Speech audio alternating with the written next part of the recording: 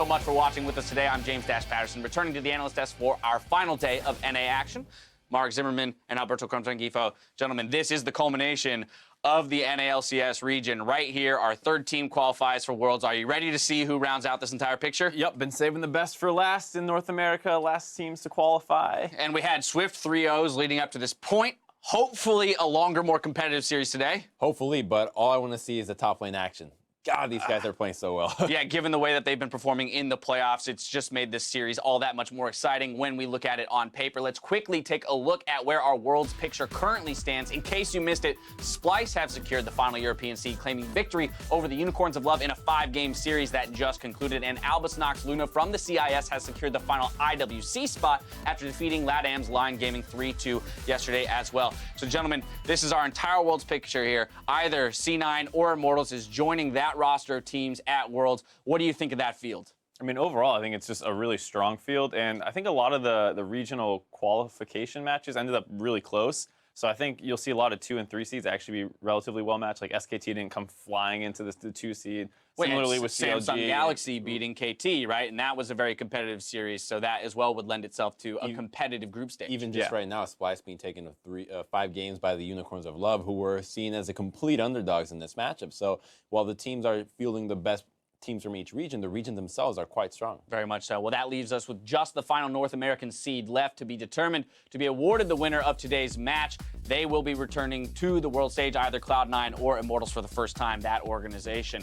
So I want to look at that. This is a rematch of our semifinals that took place a few weeks ago. Cloud9 getting the better of Immortals last time, but in a very competitive series. Right, and I think the big thing is just seeing how the teams adapted since that point in time, because I think we saw that the meta was still relatively fresh. It was the second weekend of the matches, and it's about where they've gone since then. And despite coming off of a victory yesterday and even defeating Immortals in the semifinals, Meteos still feels that Immortals is coming off a greater high in that they defeated CLG in that third-place matchup. So in terms of having the playoff run and momentum, he feels that Immortals might have that in their favor. And he might have felt that way yesterday, but I doubt that today they're going in with the ideas that they had before into tonight's matchup, because it's obviously all about right now, and I think that right now Cloud9 is definitely looking like a much more solid team. We haven't seen Immortals except their match against CLG in the third-place match, and even then they look kind of a little bit shaky. CLG being able to take them to the end of the line. And I think a lot of people would look at yesterday's series or the fact that C9 had to prepare against 2 opponents as a rather large disadvantage. Some people might claim that. But I would have to say, given the way that the series went yesterday, you have to imagine C9 was probably aware that they'd be in full control there and could focus the majority of their attention here on Immortals and their matchup They today. played everything that they played before. They didn't show anything brand new. The only thing that they showed was Impact's playing even better, which is really showed the scary. Yasuo. Yeah, okay, so he Yasuo. showed Yasuo, right? That's one of the picks, but you can't really count on it too much. We have heard rumors that people are thinking about the Yasuo and Tanara as well, as the kind of place where Yasuo top started, but one where we don't want to go back to. All right. Do you have something you want to add there? Yasuo should be fringe. Keep it there. Very much so. All right, well, an area that you might expect Immortals to gain an advantage is that jungle position, but ReignOver's high-pressure presence was conspicuously absent in Toronto. Definitely Smoothie getting the better of him throughout that tournament. Right, and I don't even think it's just Toronto. I think it was the playoffs as a whole. He had the lowest first blood percentage of any jungler. He was second lowest in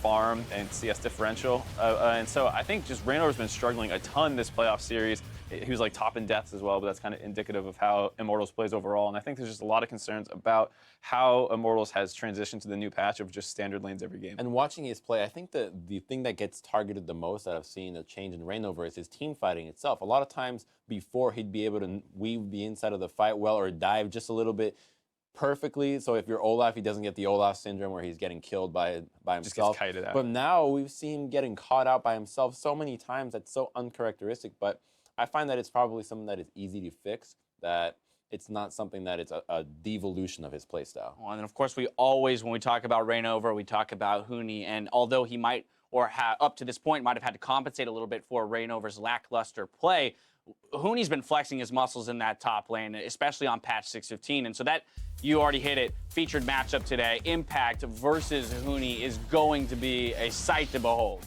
Yeah, I think it's really close too. I mean, Huni's definitely a little bit of a feast or famine player with some weird pocket picks, but Impact just plays the meta super well and is super consistent. Doesn't really have many like bad games. I have to give him the edge for this one. Being able to play all the champions that make the team composition work doesn't deter from the team itself. Whereas you have Immortals on the other hand, where in order for Huni to get his lane going, he has to go with the counter picks a lot of the time, and that makes the team composition a lot weaker. We saw the Riven game that they played in the semis against each other, that it just didn't work because the comp had no ways to actually fight.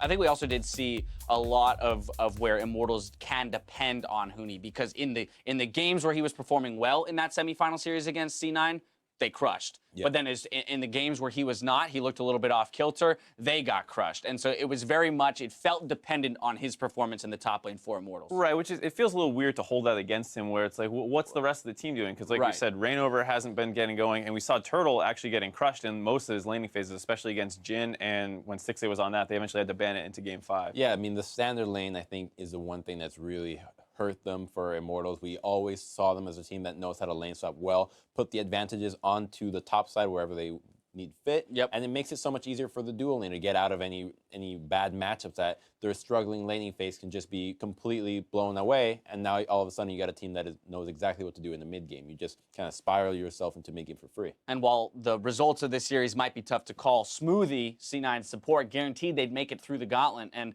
I guess my question to you is, what exactly can we expect to see out of the bot lane of these teams? You touched on WildTurtle struggling a little bit throughout the playoffs on picks like Jhin. What else do we see as being a big determining factor here in the bot lane? One thing that WildTurtle was unable to perform in Toronto was the fact that he couldn't take the Ashe into Jhin matchup. And right now, the meta bottom, you have Ashe, you have Jhin, and you have Sivir, with some AD carries preferring the Lucian or preferring the Ashe every once in a while.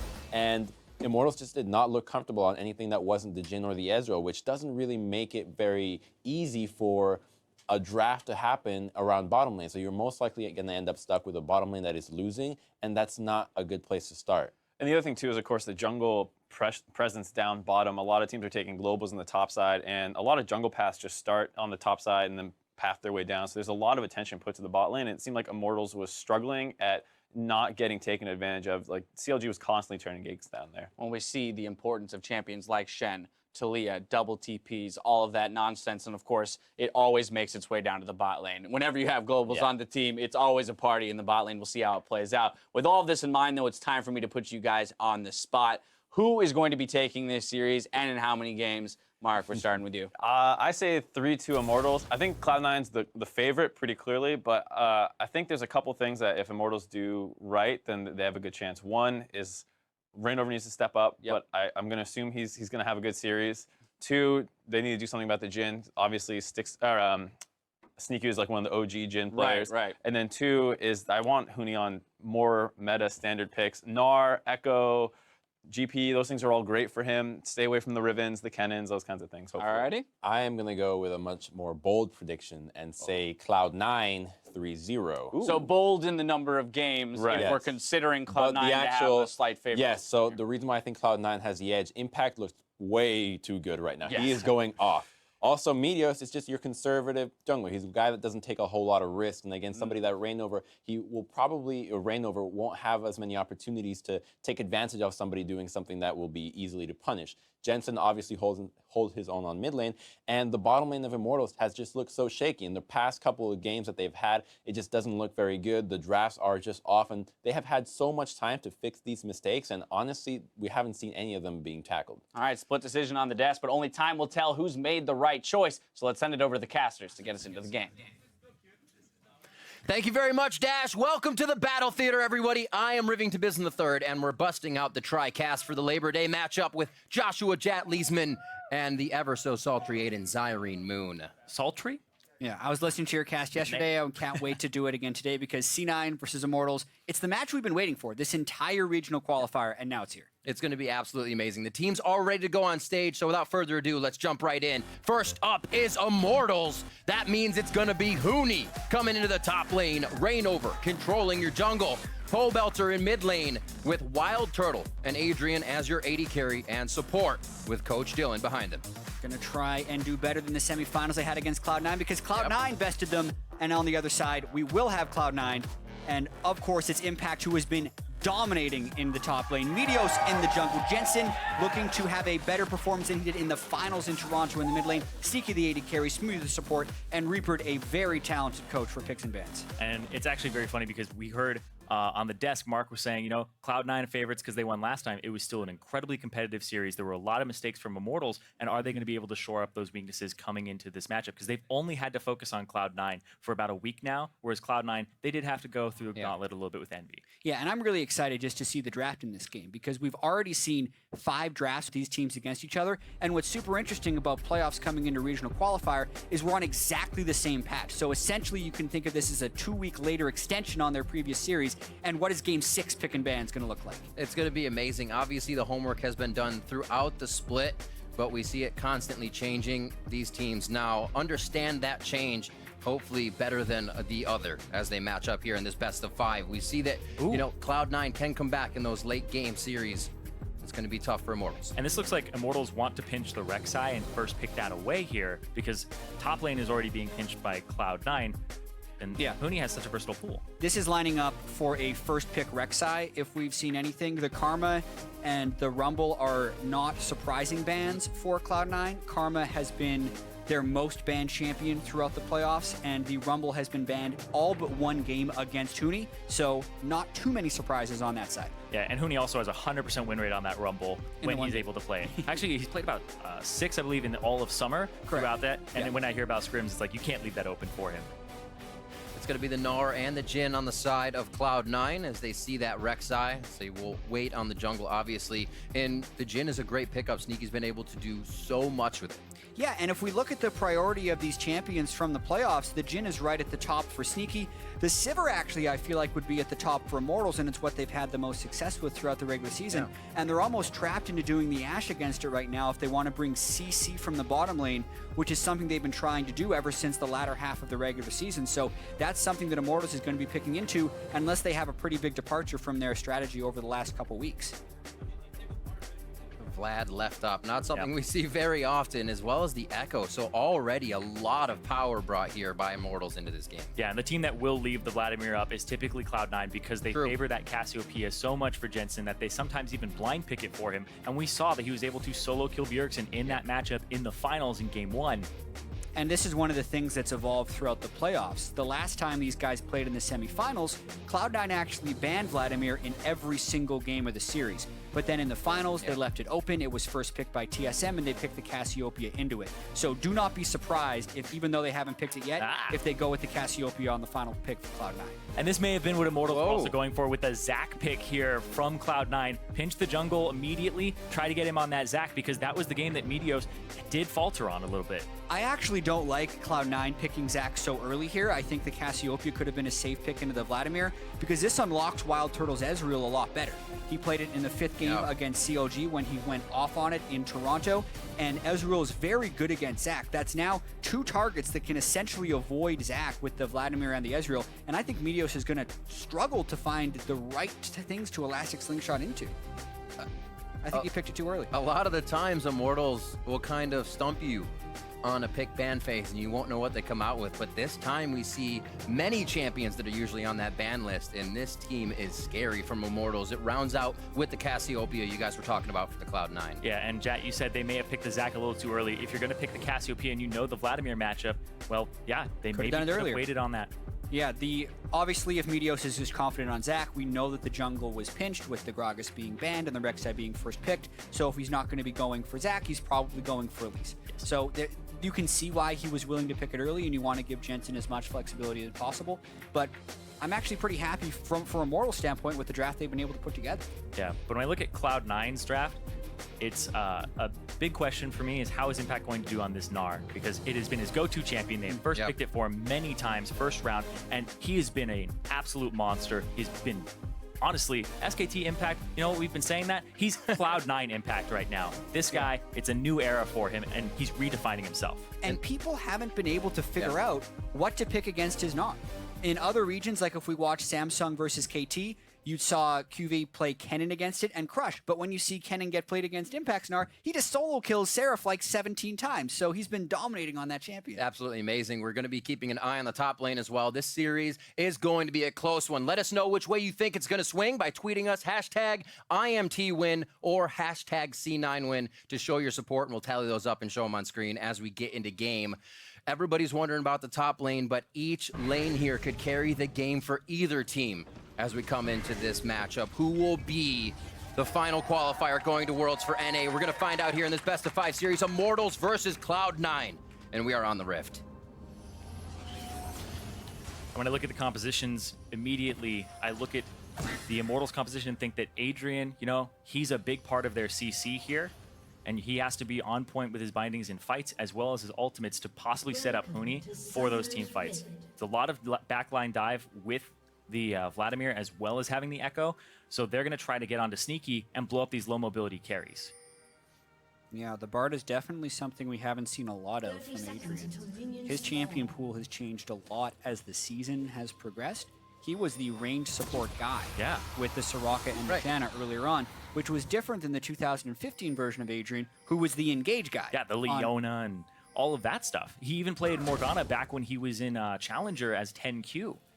And I think one of the biggest criticisms of Adrian is like, oh, small champion pool can't play very much, because when he does find his champions, he seems to focus on them. But what's interesting this year, his Taric was fantastic in Toronto, and now we're going to get to see what his Bard brings to the table. And like you said, it's a focal point of this composition, and he has to be able to land that CC.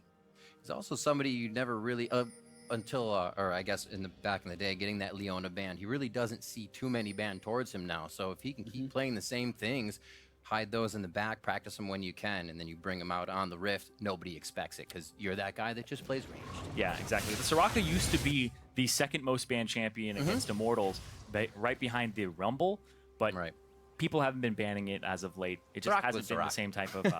no, it's funny, too, because you would think that it would be a high-priority ban because standard lanes and a high-priority pick. That's true. Soraka usually does well in them, but because we're having such types of carry top laners and mid laners with lower CC, you have to have some type of CC from the bot lane. It's why we're seeing a lot of protection champions like Bard, like Braum, like Tom Kench that also have some CC.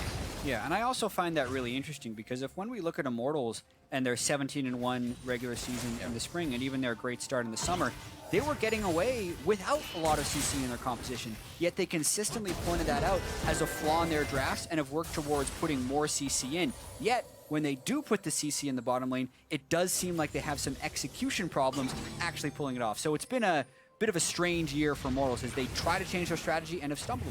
Yeah, and this is even just a lower CC composition than most AD carries would usually have because it's the Ashe, the Jhin, and even the Sivir sometimes is just used for utility. Ezreal's just pure damage, a little bit of kiting too. As we jump into the lanes, Impact taking a bit of a hit, but Huni's got the long range that he can keep throwing out across minions, so no worries. Should be safe on both sides for now, just farming up. Good spot for Huni, though, to have this wave, as it's just going to keep piling up in his favor. Junglers are opposite sides of the map, so we may not see too much action just yet. Let's see, ReignOver may get some warding done here. Yeah, ReignOver's actually done a very interesting path. He started at his Grom, ran down to his red buff, and now has doubled back towards the top side. So it almost seems like he's there to aid Huni in case he gets ganked, because oftentimes if Huni's pushed up around 3.5 minutes is when you would expect a gank to arrive in that lane. But ReignOver is in the vicinity to prevent that. And of course, Meteos is nowhere close, but this is total guesswork as far as junglers are concerned. Yeah, and things are a little bit more predictable with standard lanes too, because you know that junglers start on the top side of the map. They don't start on the bottom because they AD carry wants to take that camp. Right. So Meteos didn't gank around 3 minutes, so then ReignOver was able to go to the top side, make sure that he could get some coverage over there, and Adrian even invaded just to make sure. This choice in Zac as well does allow Jensen to get that blue buff, as ReignOver would be giving it over to Pobelter, so he kind of keeps in pace with that. Not that Pobelter needs that much mana.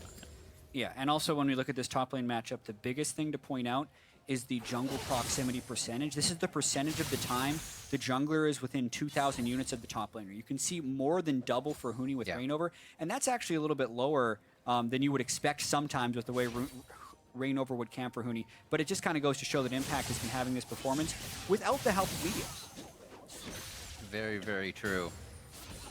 He said it was so easy to play alongside him. Just top die and You don't have to worry about him. You don't gank for him, and he still gets kills. yeah, he's really been almost like a luxury for the team since playoffs started, where yeah, you don't have to put anything into him, and he's just paying it off. It's weird. It's a great performance from him. The things he's been able to do recently creates such a scramble for the opposing team. If he can get that lead, he understands, like, he may die in the side lane, but his pressure is actually useful. I don't know if Immortals is going to let that pressure ReignOver's go got to to gank waste, fast. though. He's on a ward, so C9's got to play retreat. Nice gank, looks to go for Smoothie. He can still jump back to Sneaky here if he wants to. Actually goes for the flash out the heal as well from Sneaky. 2 summoner spells is critical for ReignOver on that gank. It does cost him a decent amount of health, and he did reveal on the map, but that's actually a great gank for him. He needed to recall anyways because he hadn't shopped, and with 2 summoners down, that can apply a lot of pressure for that duo side. Exactly, especially a flash where you can just repeat gank that, use your own flash to end up closing that distance and almost guaranteeing a kill next time he visits. So this may pull Meteos' attention towards the bottom, which could be a little bit of a jungle map movement juke, where now maybe ReignOver plays towards the top side because he gave advantage to his bottom already. You saw Meteos throw a quick ward in there, starting to get forward runs in. Gives him an idea of where ReignOver is. We saw in their previous match with Zach that just one missed gank on Zach kind of threw the game in favor of Immortals there. He had 2 good ones, but just a hair away on a 3rd one, and it swings it. That was totally Jensen, though. I'm going to say that. Jensen missed so many skill shots in that one. Yeah, and you look at him now, he's level 5. That's around the time when Zach's ganks start to become a little bit threatening. Level 6, 7, and 9 are the other big breakpoints where he gets the big ganks off. And the fact that ReignOver hasn't heavily counter-jungled Meteos or had successful ganks before that point does actually favor Cloud9 a little bit, because this is when Zach can look to kind of bring things back, so to speak, in a normal matchup, but he actually hasn't really fallen that far behind yet. Yep. Jensen able to keep CS up 58 to 44. I won't see too much roaming from these mid laners just yet, though, as they keep each other pushed into their turrets. Impact has finally gotten to the other side of the river with his wave, so we'll see if he can do any damage to Huni, who is easily farming up. Pretty safe game overall. Nobody really wants to make the first move, it seems, here. But ReignOver with the vision knowledge. Actually, lack of vision. Still just trying it, I should say. Yeah, look at the gap in wards for C9 on the bottom side of that map, and a lot of this is a continuation of ReignOver's gank earlier. He got 2 summoners out of the bottom side. Therefore, Smoothie and Sneaky don't want to push up. Meteos doesn't want to visit a losing lane, so they just kind of abandon that side of the map. And Rek'Sai is spectacular at soloing the dragon. He gets a little bit of help from Adrian and Turtle because they're pushed up, and that's a great early advantage for Immortals. Yeah, and you can see that Meteos was trying to make something happen on the top side of the map, maybe if Huni plays a little too far forward, but Huni was aware of where he needed to be, and the Ocean Drake falls into his hands, which is great for Echo because you're spending so much mana in these trades early on against a Gnar. ReignOver as well, making quick work of all of his camps. Meteos gets a tunnel on his way in and out there. Gromp perfectly spawns as he void rushes in. And they're not too far behind each other. Pretty close, 36-32. Building up on their items here as Meteos is taking a little longer to go back and get that second purchase in. Cloud Drake is coming up next. And so far, the only pressure towards bottom was acted on as a dragon here for Immortals. They didn't go back at Sneaky and Smoothie for another gank just yet. Yeah, and we think about the top lane matchup so much between Impact and Huni. We've seen the jungle pressure on the bottom side, but the mid lane matchup in this game is really interesting to me as well, because Pobelter feels so confident on Vladimir. When you hear him talk about this pick, he usually thinks it's GG as soon as they get a lock in. He's amazing on it in team fights. But then you look at Jensen, who has probably equally as much confidence lately on Cassiopeia. Yeah, the 7-0 Pobelter. It's GG when he gets it a lot of the time. Jensen picked Cassiopeia into Bjergsen's Vladimir, and that was the only win C9 had in the finals. Then had to deal with Bjergsen's Cassiopeia and got crushed. So these are 2 players on champions they're very good at, and they're really isolated in that mid lane, which is super exciting. Hopefully we get a little action out of them too. Like you said, Pobelter going hard with that flash up means the play could be made, but the same from Jensen as we get a little bit down here. Scuffle around the Dragon Pit. Twin Fangs is going to push Pobelter out. Really bad. Oh, he should be easy on that one. No ignites for the mid laners. Yeah. Early pool there too. Making sure that he can't follow him. That's true. A few more flash and a poison tick could definitely take him out. It still puts him very low and in a bad position in this lane.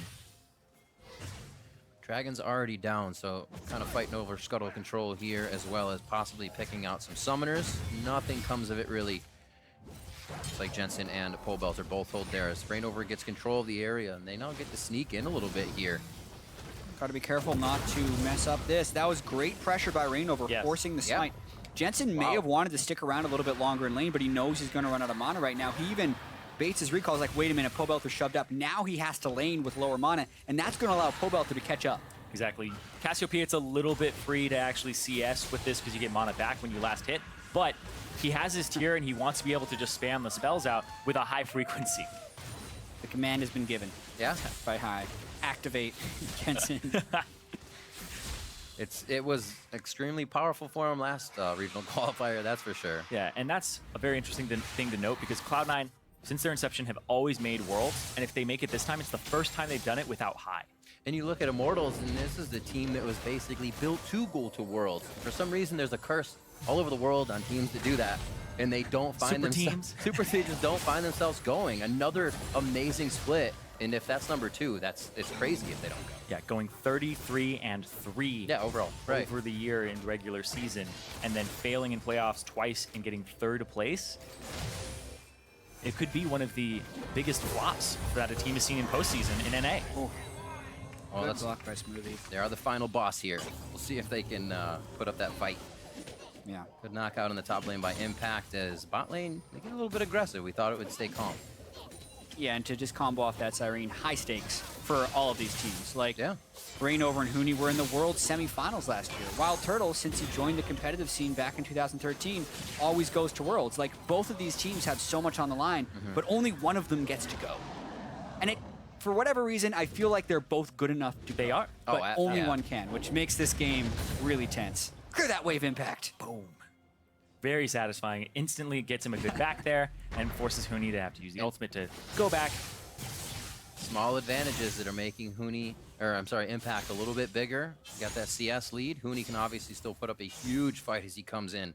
He'll be right for sneaking on that back line and looking for Jensen. So the fights are going to be hectic with these divers.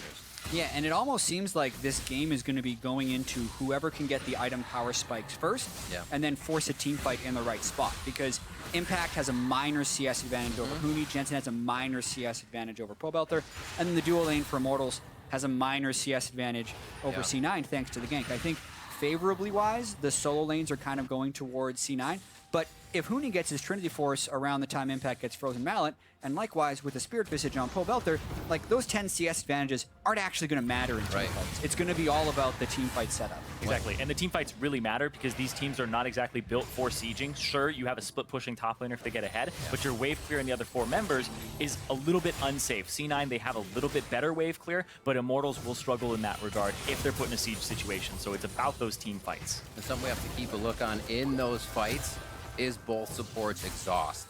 High damage from the mid laners. Huni as well in that top lane. What's the choice? You can't make the run with that exhaust in that moment. It's going to be very, very tense for the supports as well. Keep an eye on everything as it comes around. Only 12 minutes in on this one, and still 0 deaths. First blood, first turret still to come, so we're looking for that gold lead to actually pop out of nowhere.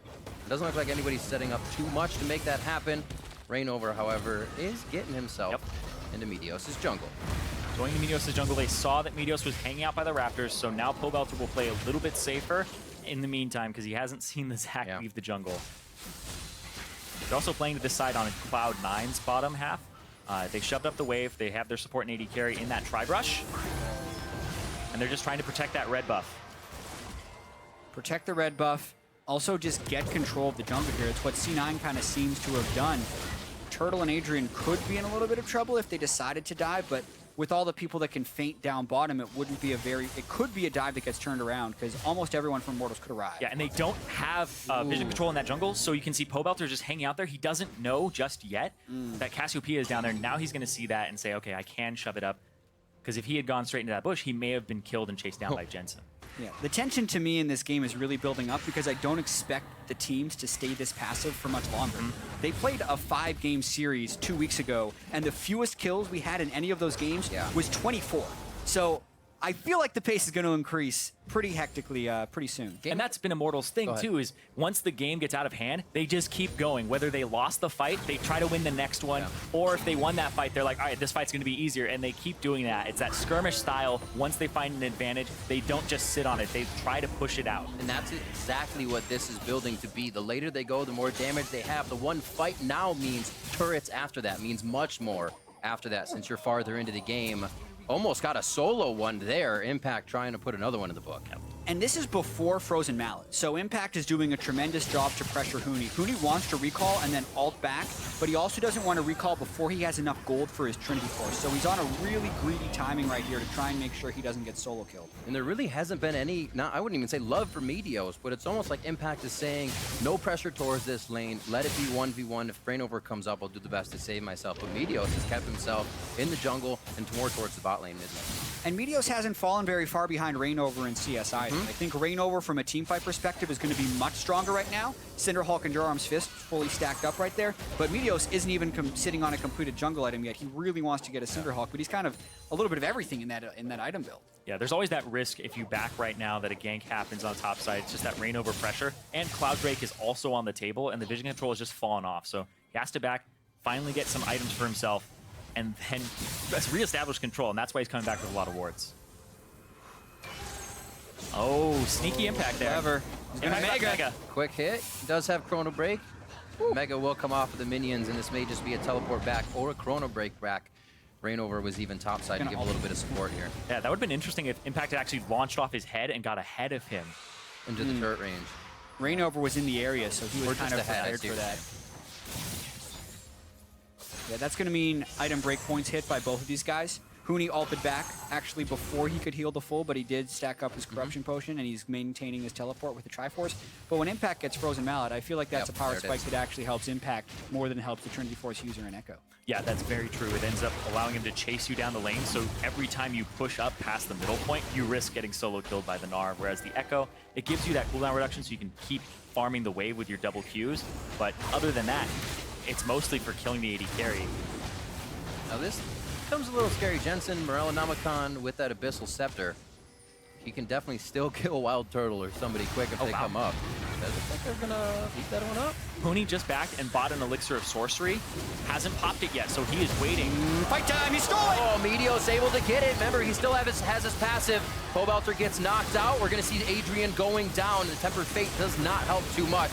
And they are on to Smoothie. Immortals now losing 2 more. Double kill coming in now for Sneaky. This is huge for Cloud9, and they are just able to rout Immortals. They push them back into the own side near their blue buff, and now they are on to WildTurtle. That's going to be the cleanup. It seemed like all of Immortals' ults just kind of did nothing to the C9 composition.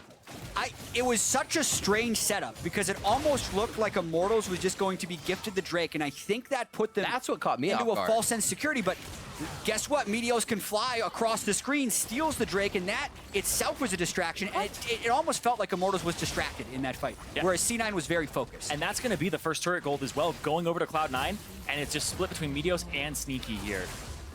That's the explosion we were waiting for in this game. And now the question will be whether or not Immortals can recover from that, because in the past, they just continue to go in. But that is such a massive team fight loss. Yeah, and let's see this again, because they pull it out, and then Immortals start walking through. It's already half HP. They think they're going to be gifted it, like you said, but it's right on the Scuttle Crab. They have full vision of this. Yeah, and I was expecting Huni to teleport in earlier.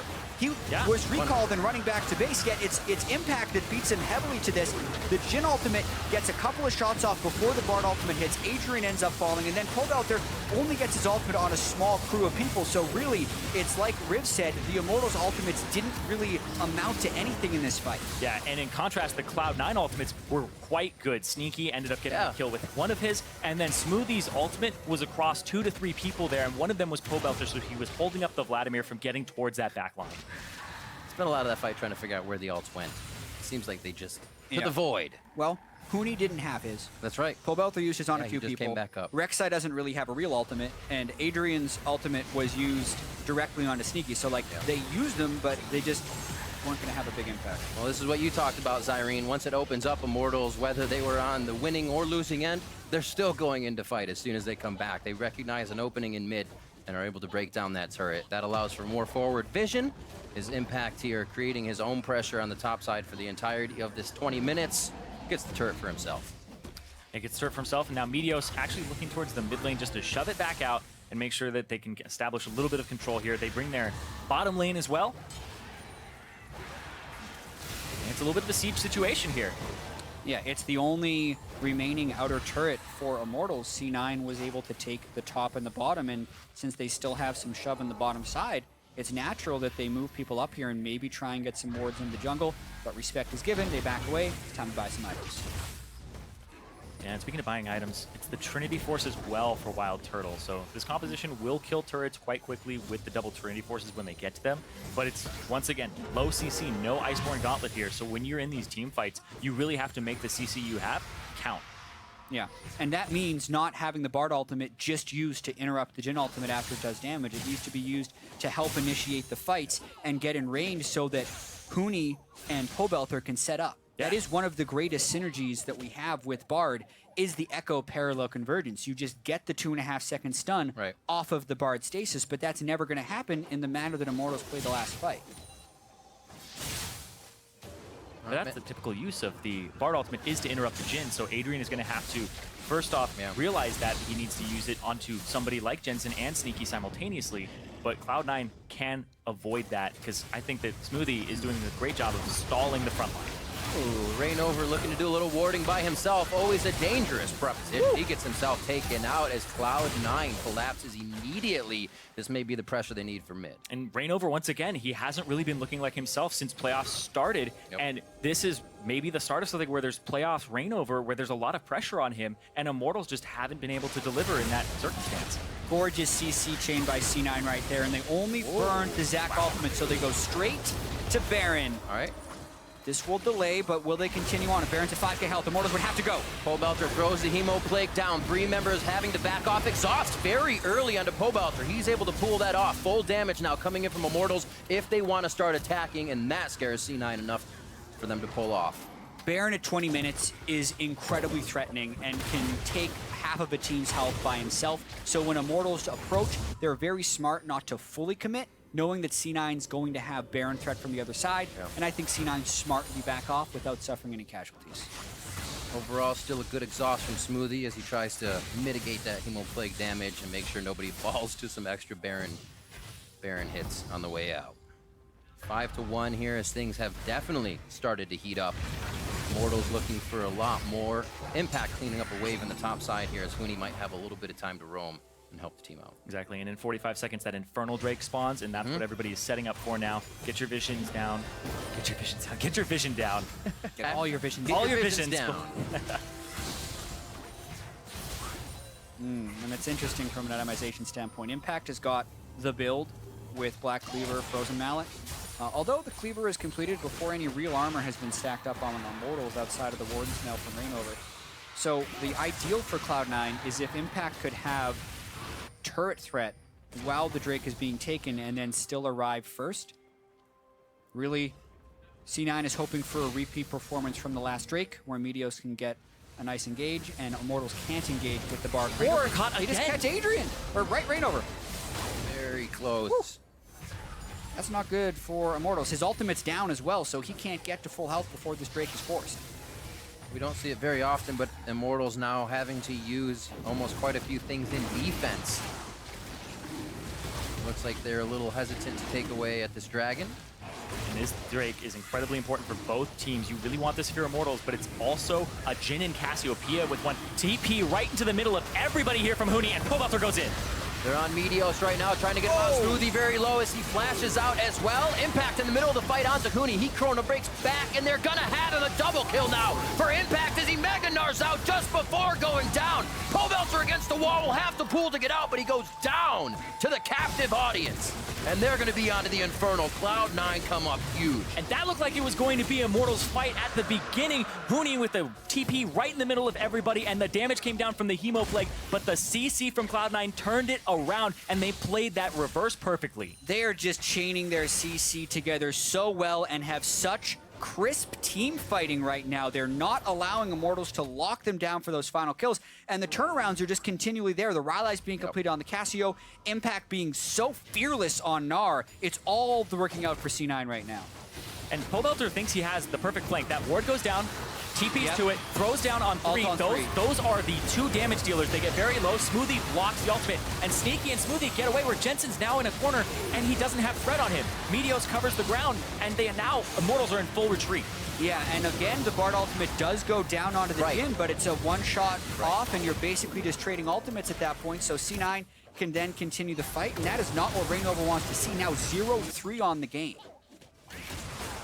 Going to be difficult. You obviously know this is the best of series. You still want to win each one. So with that in mind, there's that extra weight now on Immortals here to make this game 1 again in their favor, falling down 5,000 gold. And the dominoes keep falling. Every time Meteos can get in range, he's got somebody as well on those Zac hits. And they've only almost taken down ReignOver 3 times. And you can see that ReignOver right there flashes into the magical journey because he's just so scarred from if I die. You know, they've shown they have enough damage to take me down. Now the Baron started. They know this is happening. They chunked ReignOver with the curtain call. Pobelter's not there. He's on the bottom. Impact is fighting 2v1 right now. ReignOver's going to go down. Impact able to just soak up so much damage. Turtle in. He's got that Muramana finish. They're trying to put down the damage. Great shot from Huni and WildTurtle. And again, Cloud9 try to go for Baron, and this may just be them and their fate going away here for this game. This one was a little more painful, though, because they actually suffer casualties thanks to WildTurtle consistently DPSing on the backside of that fight. He had just transformed his Manamune into a Muramana, so he was hitting really hard. Yeah. And C9 really overestimate their strength going for that Baron. Yeah, Impact, it looked like he didn't expect that much damage to come through and ends up dropping when Huni comes back in again. This is a good call from C9 in theory because you see Pobelter on the bottom side of the map. You already chunked out ReignOver and Adrian gets low. Then they all go onto ReignOver and they really aren't paying too much attention to WildTurtle. Exactly, and after they get that kill, they either should have continued on to WildTurtle or just completely cooled off the Baron because they never actually dealt with the biggest threat that was in the fight, and that was WildTurtle. So Huni also was able to come from the top side and pick up another kill, and that actually keeps the game quite close.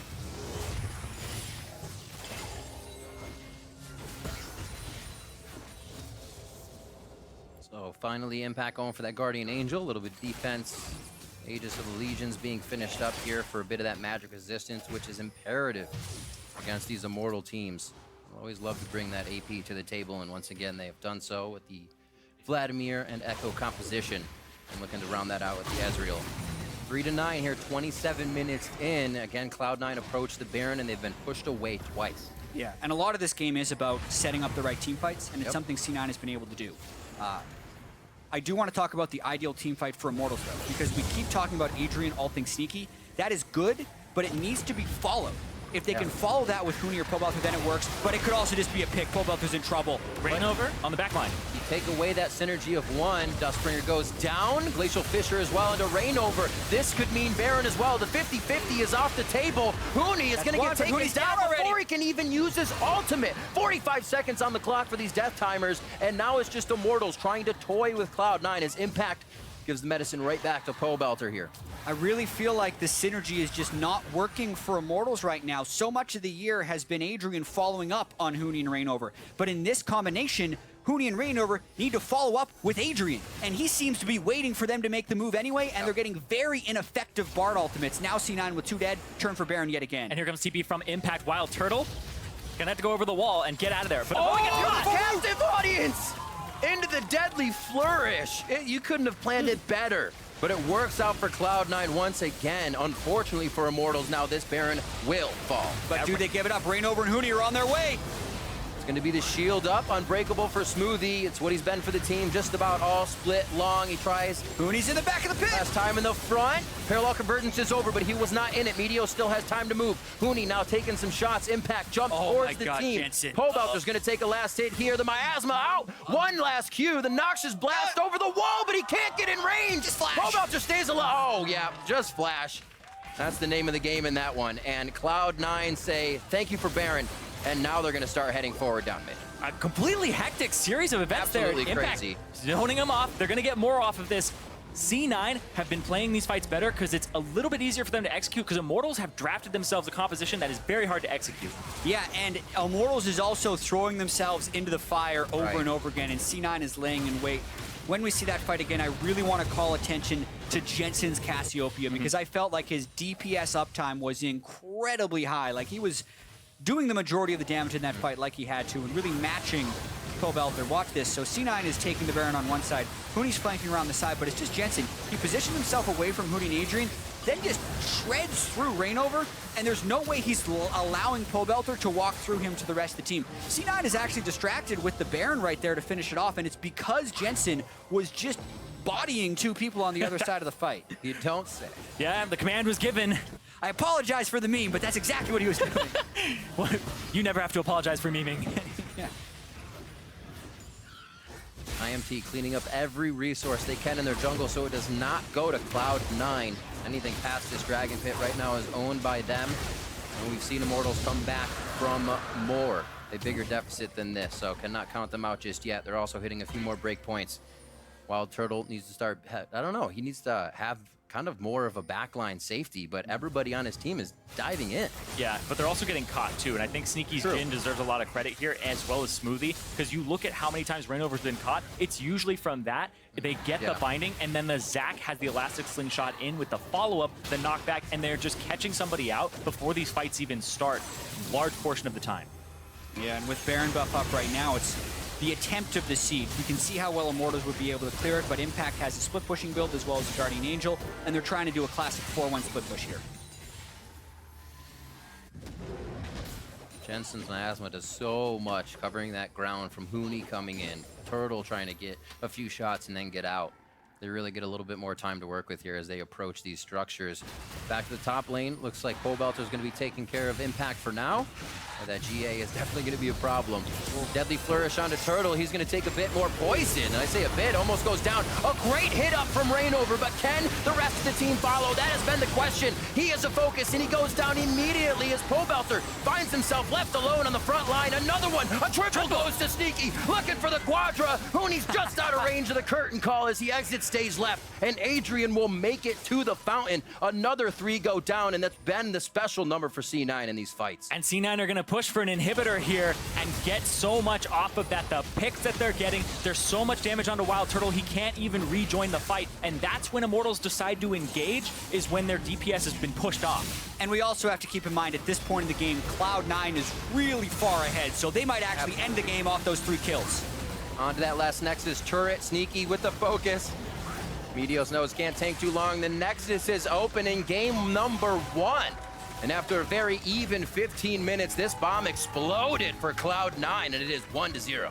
Yeah, slow start, fast finish for Cloud9. 18 kills after not getting first blood until about the 15 or 16 minute mark. And that's going to leave a sting for Immortals, knowing they have to win 3 of the next 4. Yeah, slow for the beginning, but as soon as they were able to take these risks, and they had already gotten some dragons and some good team fights, immediately they tried Baron at 20 minutes. They are trying these things. That's the boldness to just try and close the game out immediately at 31 and a half minutes. Absolutely incredible that they are taking these types of risks right here in the North American Regional Qualifier with Worlds on the line. They are showing no fear. And the intensity in this game shows. These are my favorite types of games because the teams come in at such an even level that Immortals could do that same thing next game. They can come out even, they could come out even stronger and make it happen in, you know, say a 27-minute game. Both of these teams have that capability. And we hear about Huni tilt fairly frequently, about, oh man, and a lot of times Huni can have a terrible game and bounce back with a great game. But I'm a little bit worried about ReignOver because the entire playoffs, he has seemed not quite on his game. There was so much lane swapping. Previously, ReignOver was extremely good in that meta, but ever since 615, it doesn't seem like he's able to assert the same type of dominance that he had over other junglers, and he's getting caught out of position, and his early game ganks just aren't hitting. ReignOver, if anyone, needs to pick up and be the strong player. Yeah, which is very curious because Immortals were confident when the theory of 615, and then when they got on stage, it seems like something they just haven't completely adapted to yet. Yeah. And we'll see if they have something else to put into practice here, as it's going to be an amazing series. Game 1 has gone to Cloud9, so let's check in with the analyst desk to break it down.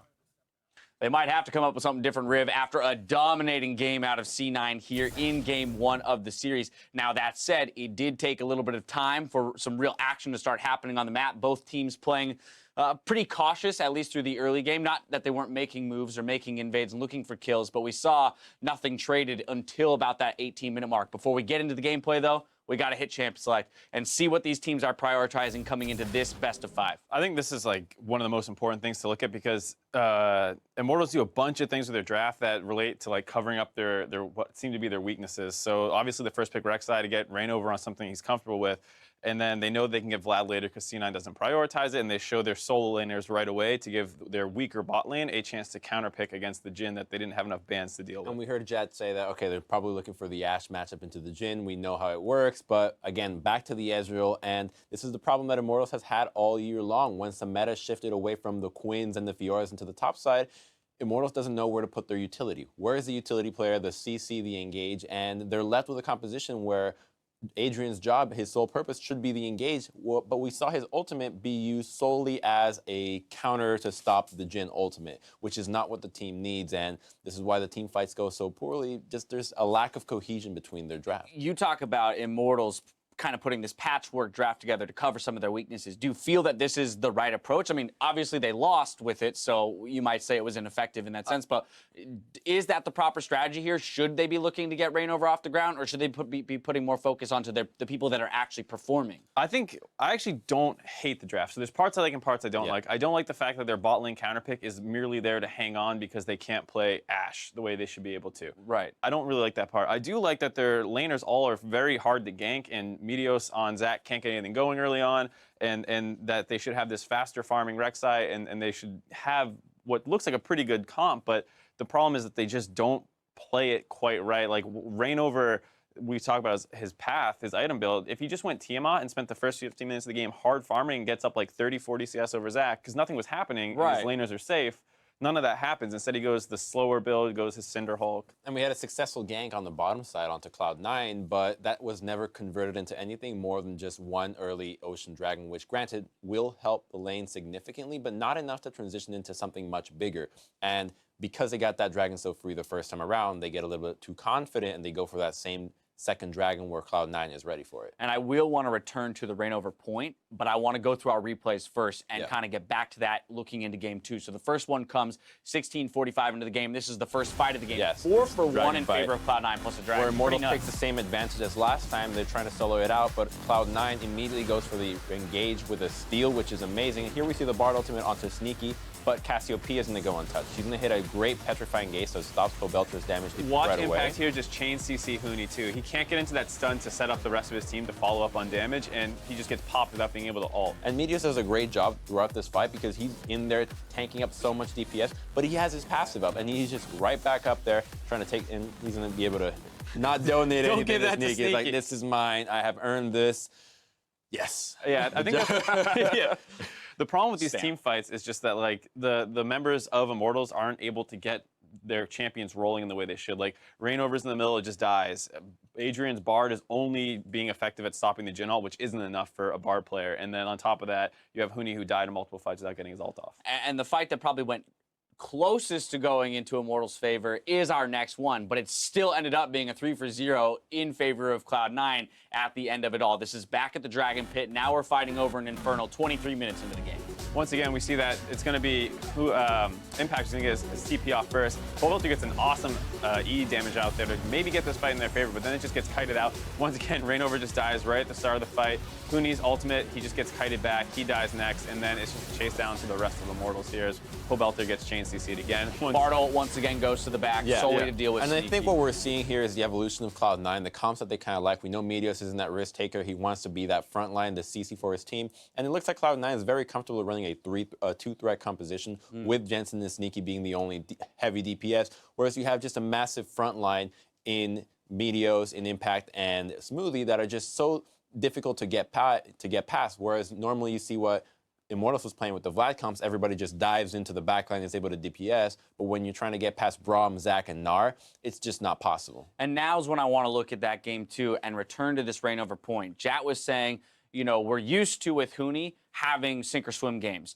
where he goes off 1,000 DPM, and then we have games where he can fall apart and it looks like he's tilting. ReignOver, though, is the guy that we're uncertain about because he used to be the most consistent player, you know, in the region. So here's the thing. When junglers are usually struggling, where players are struggling, one of the key things that often gets told is, look, don't worry about your teammates, especially in the jungle position. Don't worry about your teammates. You're falling behind because you're trying to help everybody else out. You're trying to do too many things at once. Just focus on getting yourself ahead, which is what you're talking about with the Tiamat point. We want to see him get the Tiamat, get himself ahead, and then when you're nice and far ahead of the other jungler, you can spend a lot more time dedicated to helping other lanes, because that's what we saw. Huni was struggling in lane the entire time, using his ult every single time to get into the top side where so much action could have happened, but it just looked like, hey, we're holding on here, we're still alive.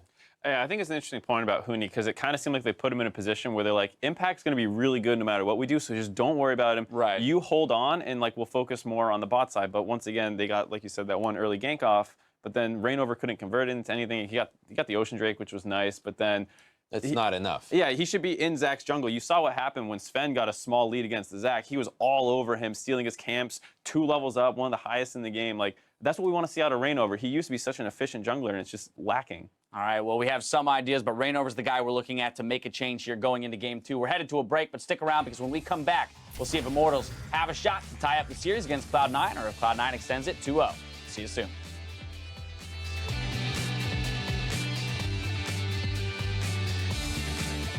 Hold the hands. So we're gonna get, you know, we're gonna win. Definitely we're a better team. You know, we got this. Can you guys feel the friendship? Actually, this is still cute. This is the friendship, dude. You're gonna see Adrian going down. Tempered Fate does not help too much. And they are on to Smoothie. Immortals now losing. This is huge for Cloud9. That's right. That's right. Okay. Wait, can we do it? I can go. I can go. As a dead. That's it. Get on Rek'Sai. Rek'Sai stuck. Echo's in the pit. Echo's in the pit. Careful. Kite. Yo, Baron's really low. We can finish it. We can finish it. Almost goes down. A great hit up from ReignOver, but can the rest of the team follow? That has been the question. He is a focus, and he goes down immediately as Pobelter finds himself left alone on the front line. Another one. A triple goes to Sneaky. Very even 15 minutes. This bomb exploded for Cloud9, and it is 1-0.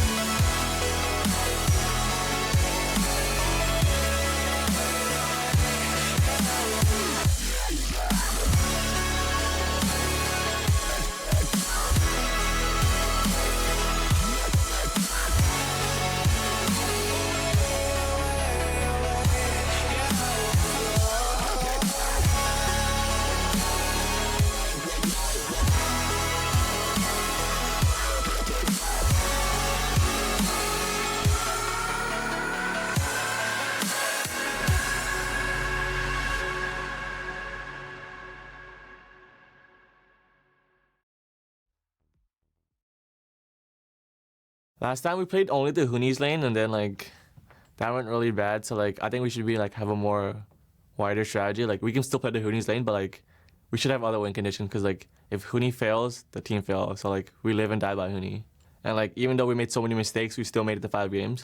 So I feel like this time we'll have an even bigger advantage because like I'm pretty sure C9 is scared right now because they know we won't make the same mistakes we did last time. I hate makeup.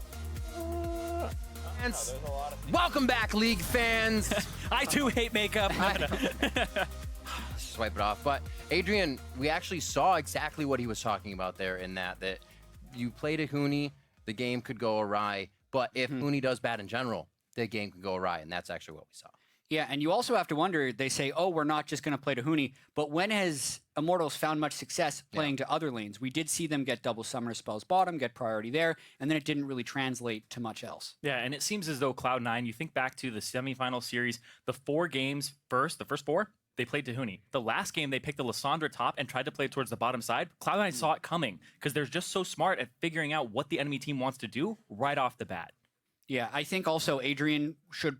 I personally would love to see him go back to his more supportive picks and have him follow up on the things that Huni and ReignOver are doing. It doesn't seem like that's exactly what they're going to do, but based on the first game, Cloud9 looked super good, so I feel like that requires a pretty decent departure from Immortals strategically. Yeah, and Adrian said he thinks they're scared right now. Well, I don't think Cloud9 are scared at all. 20-minute Baron, they ending the game at 32 minutes after just taking an inhibitor turret in a fight. Immediately, no fear at all. Yeah, I don't know if scared would be the word, seeing how kind of broken Cloud9 was after their last loss to Immortals. The fact that they were kind of like, hey, we need to kind of make this work for us.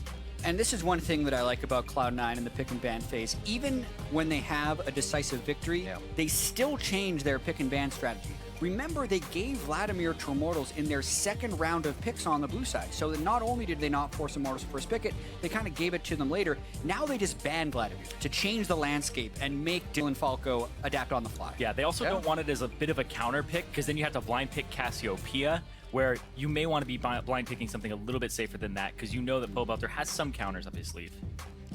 What will be the final 2 bans? Cloud9 always taking their time, making sure they get the one they want, and it is going to be Sivir, something we do see Sneaky playing as well, but they want to keep it out of the hands of WildTurtle, so we'll see that Ashe and Jin once again, most likely. Impact gets his Gnar, no questions asked. So pick up for Cloud9. For Immortals here, I think you have to take Tahm Kench or you risk giving it over to Cloud9.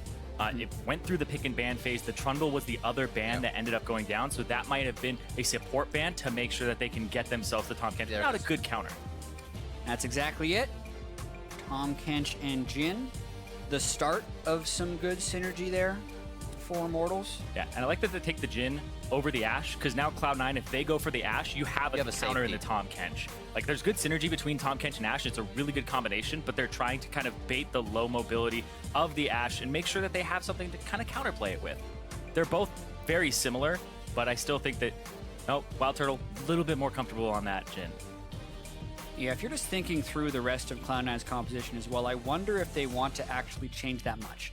They're hovering the Gragas. They still have the potential to go Zac if they really want to, because last game he technically picked it over the other champions as well. Oh, wow. Karma was left up. That Rek'Sai got put on the ban list.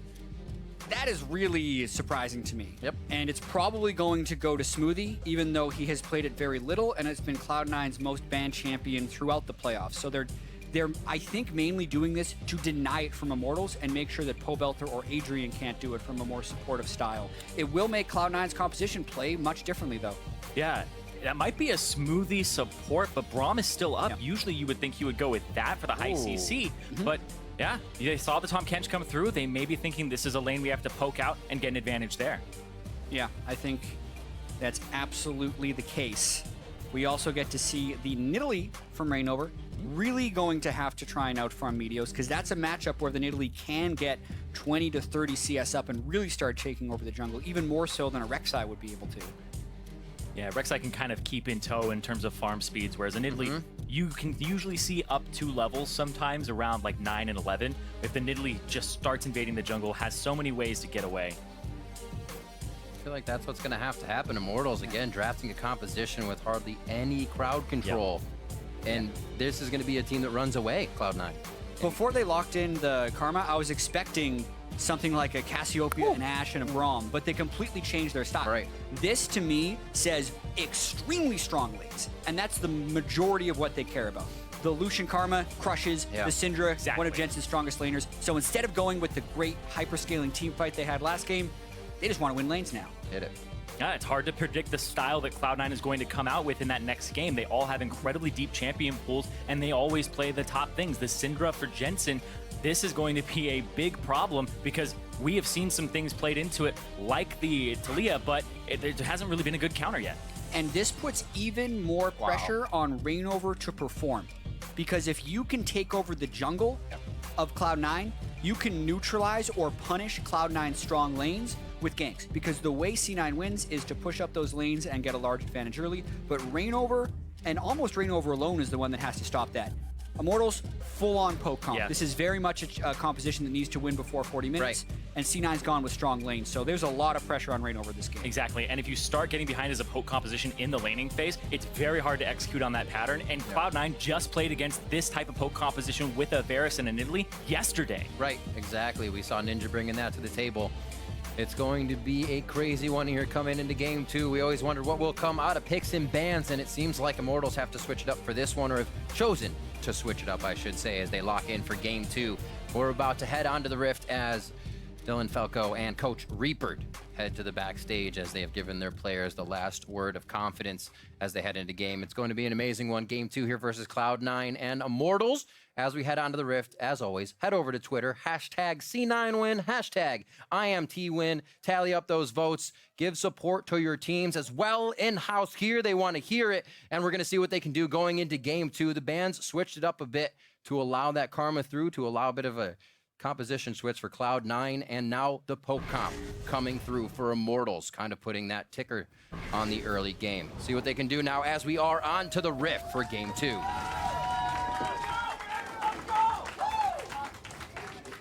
And because of this composition and the structure of it for Immortals, I'm watching WildTurtle this game, because if he can land his Ws, his deadly flourishes, that will allow Poke to land guaranteed from Pobelter as a follow-up, and that's the siege pattern that they're looking for, is long range, get a little bit of a poke down, make sure that you have the follow-up, because he's really their primary CC here.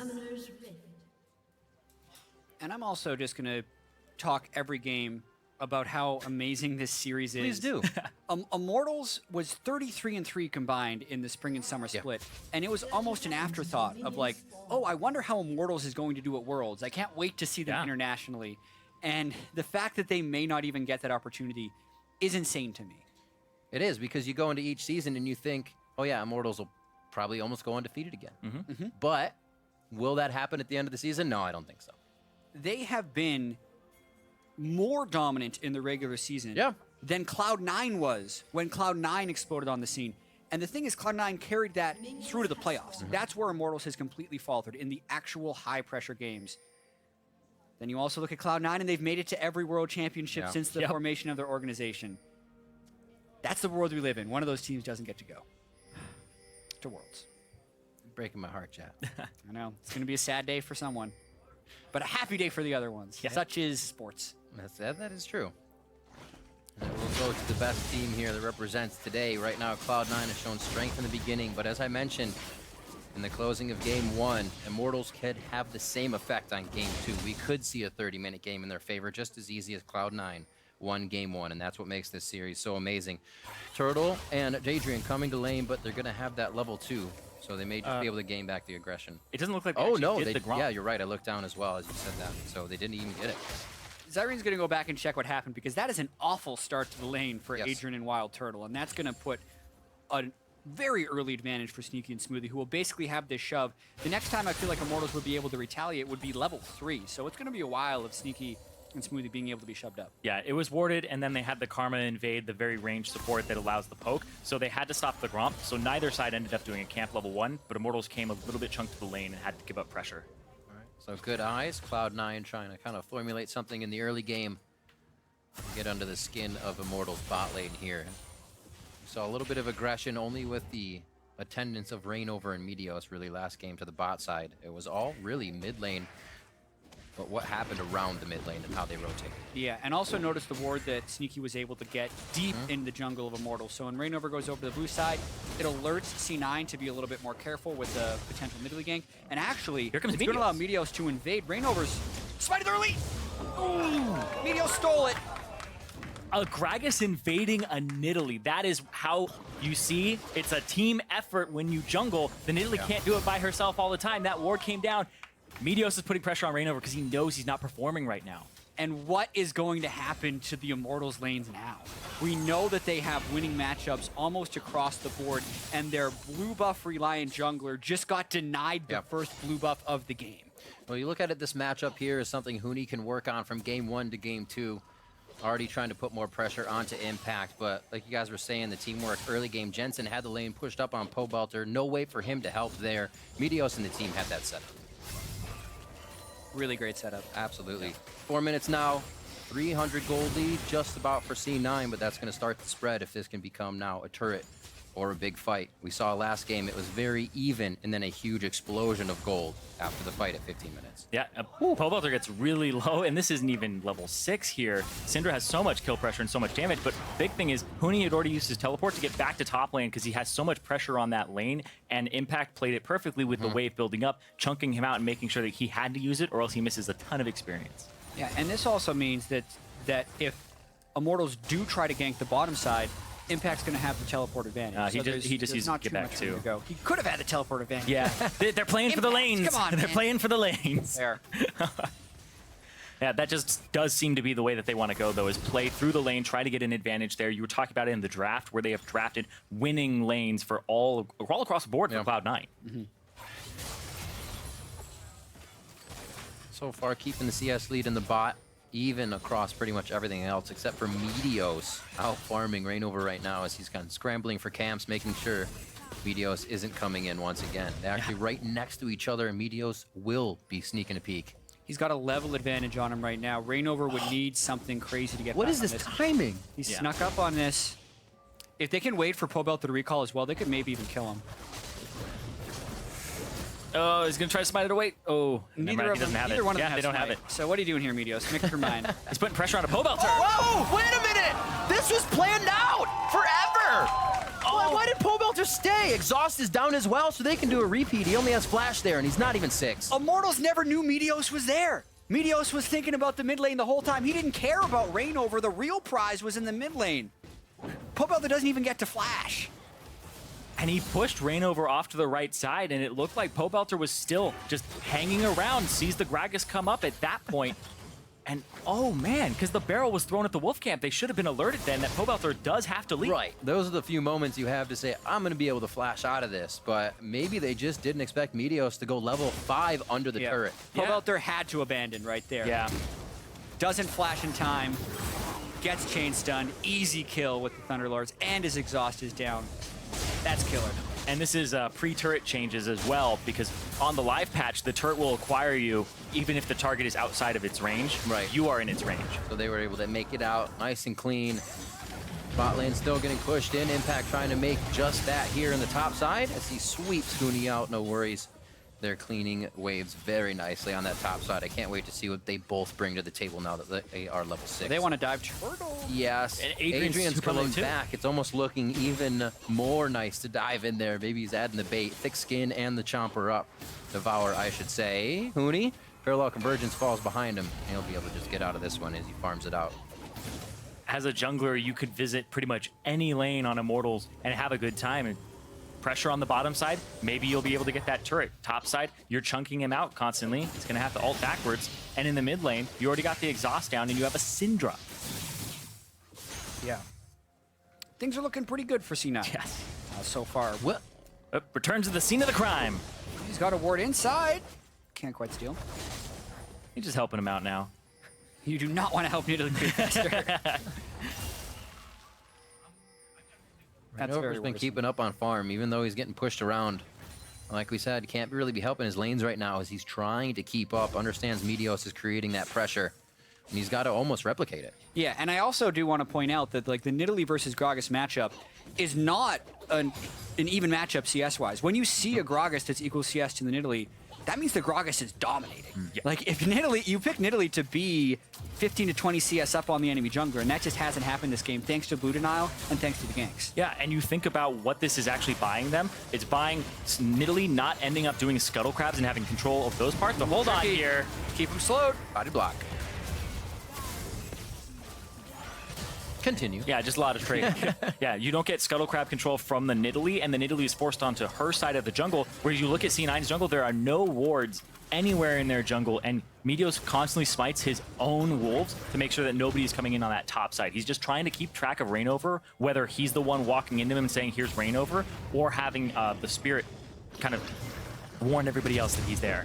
He's just doing a really good job of keeping track of everything, because all you have to do when your lanes are winning is make sure the jungler can't upset them from the enemy team.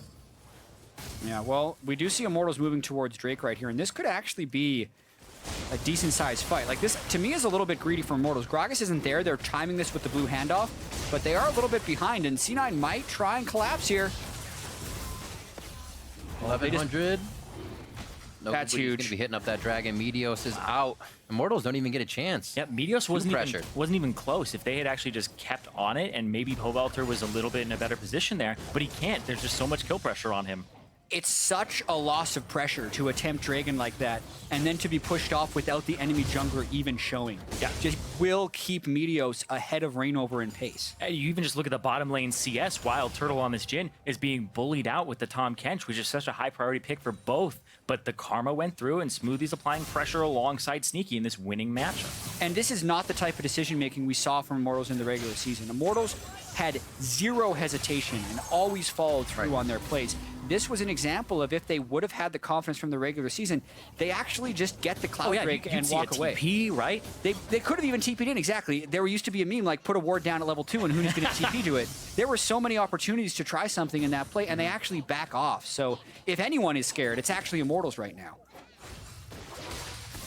There is a lot of pressure on them, though.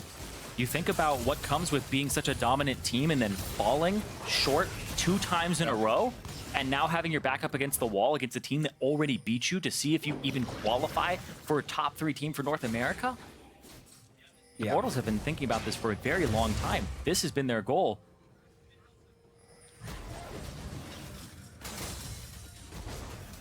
Practice for Immortals as well recently.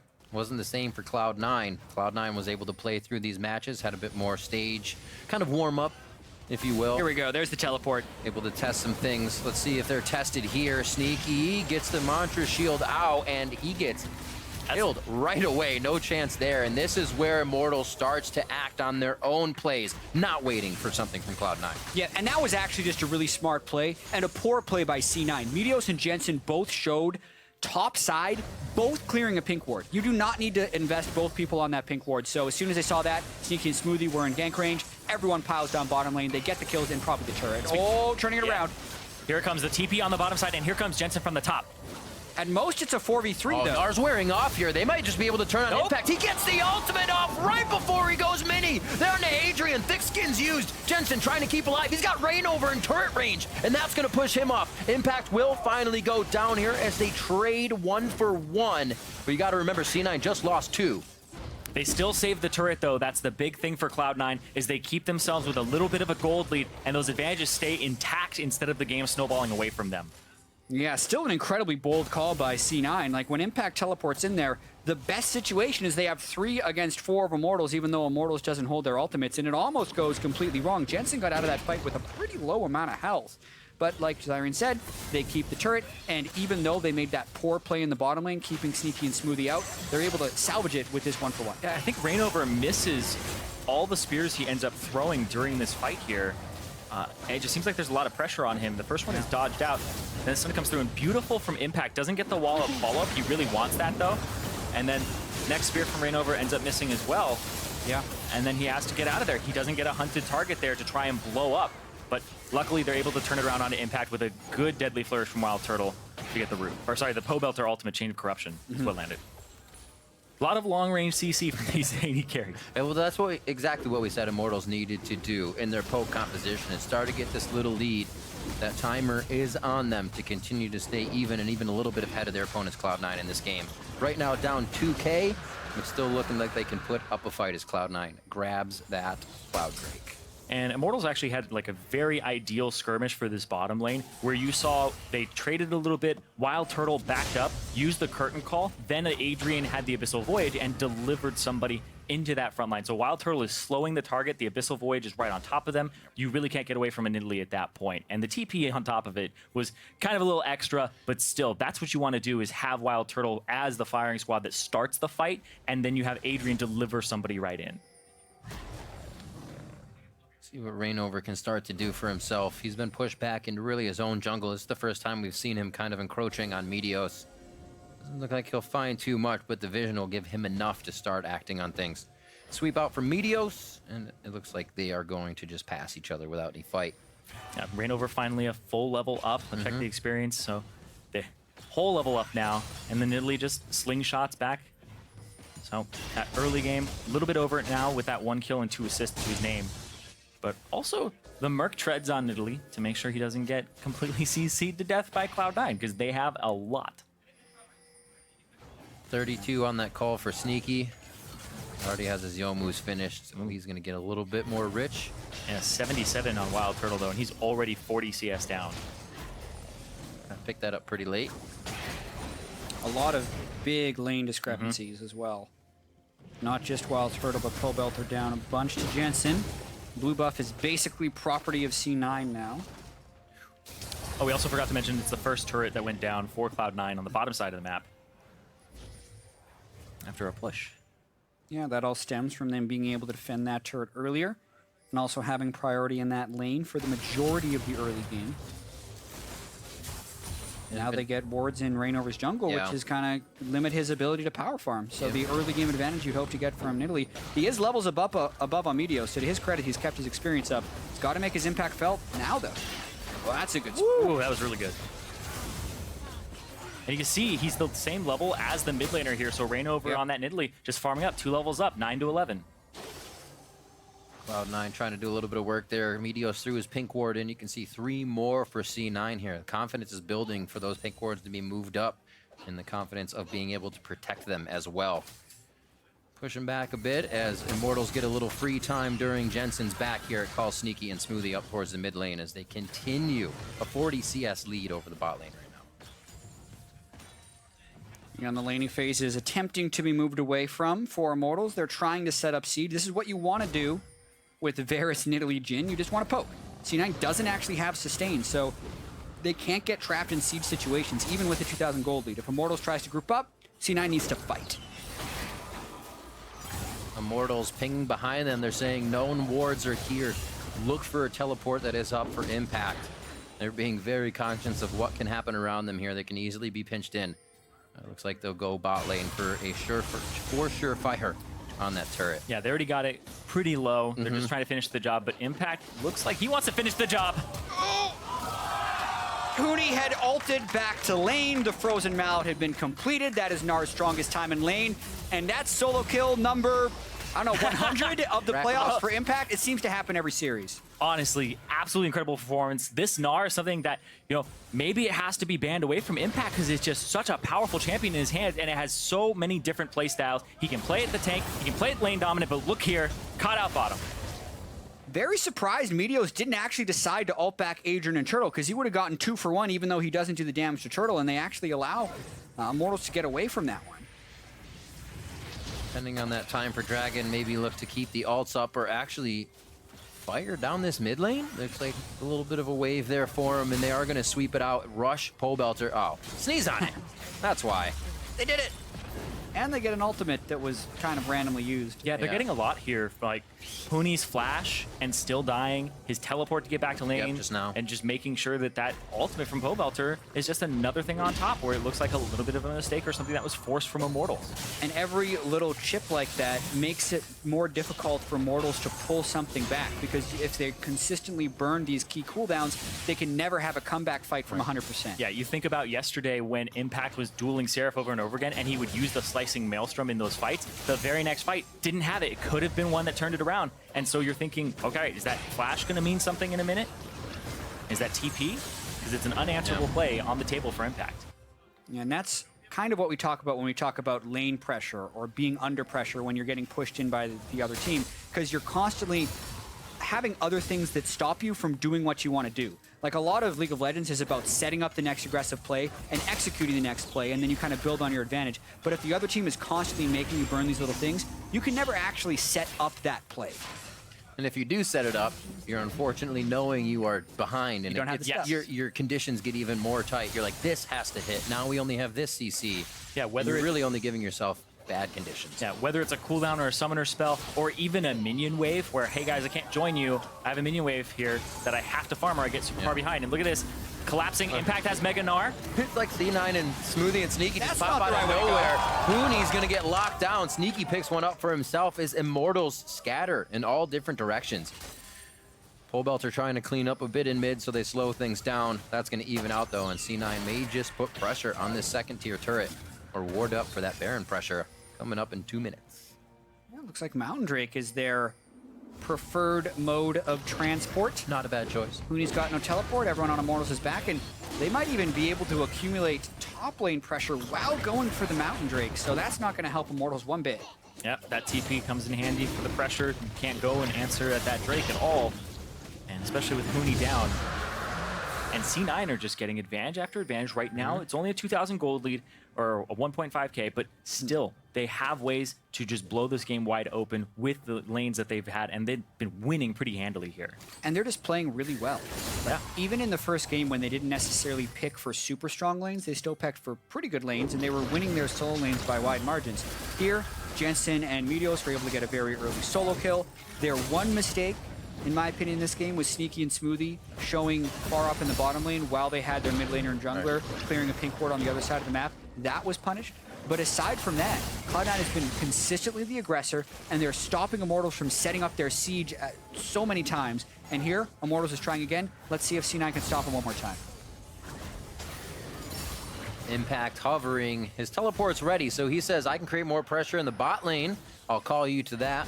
Make sure Huni or Pobelter will have to clean it up, but the pressure in mid from Immortals is going to obviously be faster.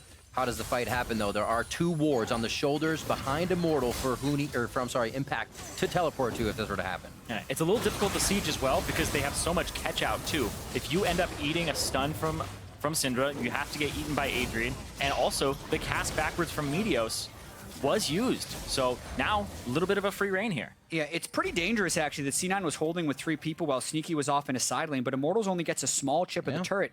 And now Immortals has got to be pretty careful because there's those 3 wards actually behind them. If they do decide to step up, that's range for Impact to come in behind them. He just lost Mega Gnar, however, so it's not going to be an ideal teleport, and this siege will continue. There's the activation. This means Impact gets time to play in the bot lane by himself. You can see Cloud9 is playing the yo-yo defense, saying in and out, in and out. A bit of aggression, filtered with a bit of defense, and it's given Impact a bit of alone time. He'll back off, though, knowing he's going to start, as you said, creating that pressure. Now Immortals has to act on it. Yeah, and if Impact keeps splitting like that, there are opportunities with the Tom Kench to actually go cut him off with somebody and try to create a 2-on-1 situation. And that's why Impact has to be a little bit more hesitant when he does that than when he normally would do. Good power in numbers along with the curtain call. But it did not do as much as they had hoped. Also, no minion wave allows them to go pretty much past the turret or near it. I have to say, a pretty epic defense by C9 overall.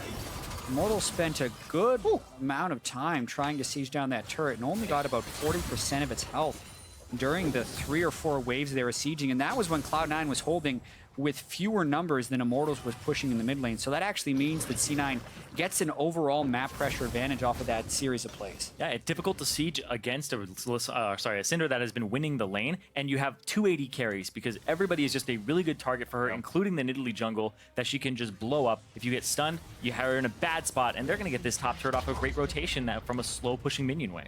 3K coming in at 22 minutes. Not something you see these teams do to other teams at top side of the bracket, or even have done to themselves. And we're talking about how Cloud9 are playing so well.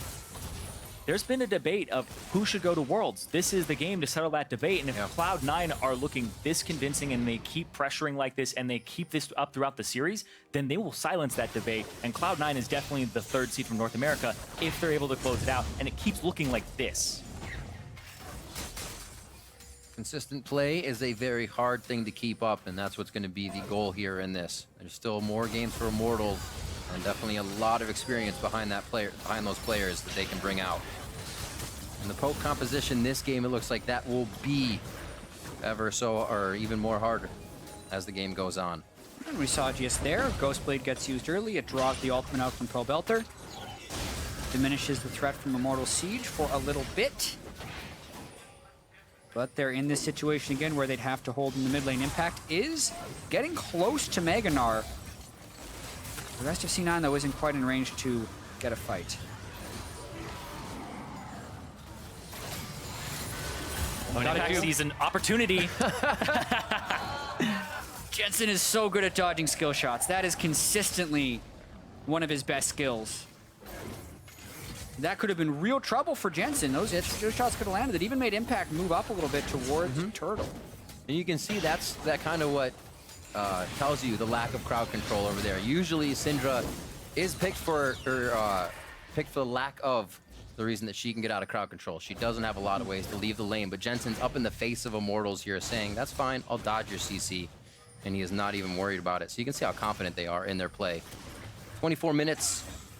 It looks like they're going to keep this one going. They don't have to pressure anything. They feel like Immortals right now will continue to do things that will give C9 the advantage. Again, they flash 4-0. It looks like the skirmishes are just starting right now. Huni getting a little bloodthirsty. It's been a while since there's been a kill.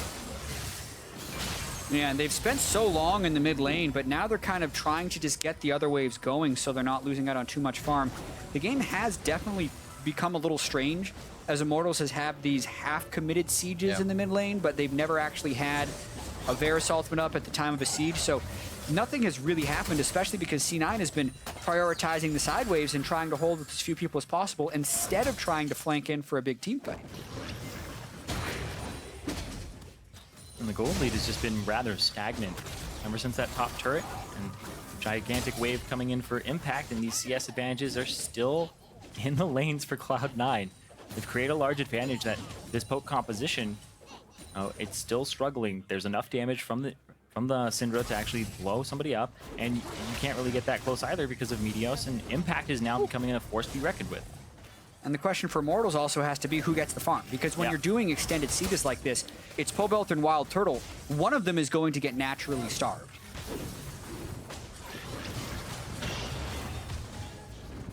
Not too many wards on the map even, and Cloud9 able to realize the vision. Understand Immortals is not on the bottom side of the map. It's only Huni pushing, so the rest of the team would not be following. And the Dragon will go over. 3 Drakes now for Cloud9. And when the Drakes are going over, that should be your opportunity to siege and get a turret. Right. But Immortals weren't able to push up. Jensen stays, clears out the minion wave, and then they can't brute force it down, and now they finally do. But does that mean a flank is coming? From a... No, it doesn't. Yeah. Almost. Tells them to back off. Mininar.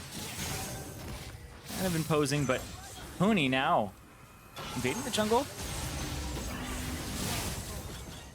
Yeah. Oh, he got it. Yeah, nice little steal by Huni. And Immortals has kept this game pretty close. Yes. Even though C9 started with very dominant lanes. And I feel like this game is following a really interesting power curve. Because even though I do feel like poke compositions are on a bit of a timer, they're still powering up pretty substantially. Manamune just got completed for Pobelter. WildTurtle still doesn't have Duskblade. There are still probably 2 or even 3 items that Immortals can still use to become even stronger at poking. And I feel like that happens up until even 40 minutes. Oh, yeah. And since C9 is like lane dominant champions, they have a little bit of teamfight scaling, but like until Sneaky's at that max item Lucian, he's not going to be a massive, massive teamfight threat. You know, Jensen still is going to need one-shot potential on people, and if there's magic resist with the Aegis being completed on Adrian, it's going to take a little longer to get there. So I think both teams are actually fairly comfortable letting this game stretch a few more minutes, and it's still about who can make the bigger play. Yeah, and you're talking about the one-shot potential there. You're going to see some Maws for both these AD carries. And hold on, TP coming through, big fight. When you're getting pushed away from your own side of the jungle, Cloud9 routes Immortals. Adrian using thick skin, gonna go down in the end of this one. Huni in a 1v1 with Impact as ReignOver wants to join the party. Three's a crowd here as IMT now tries to bring in the resources. ReignOver gets out very, very low, tries to get the heal, but still goes down as Huni's alive. Impact finally goes down as well.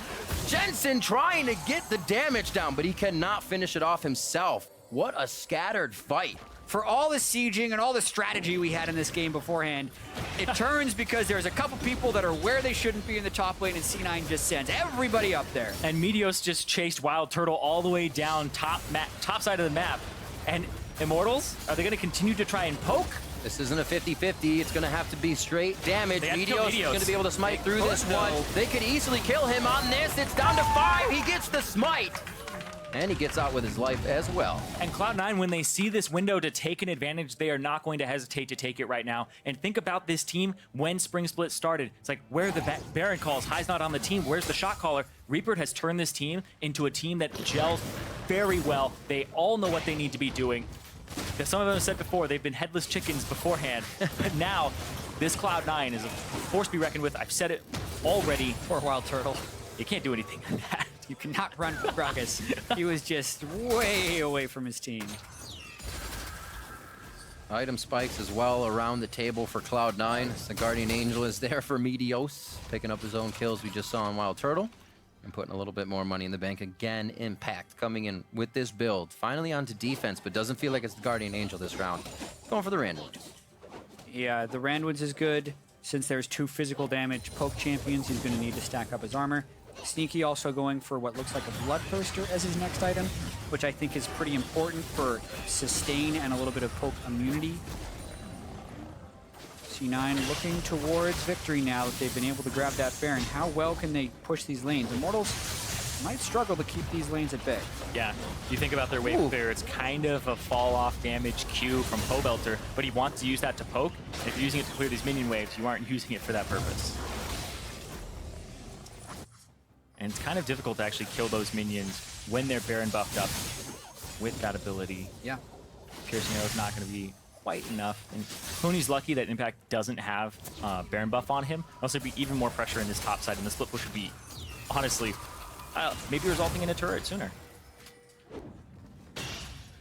The gold lead staying at the same deficit, or I should say the gold itself staying at the same deficit for Immortals, but meaning less and less as we get into the game here.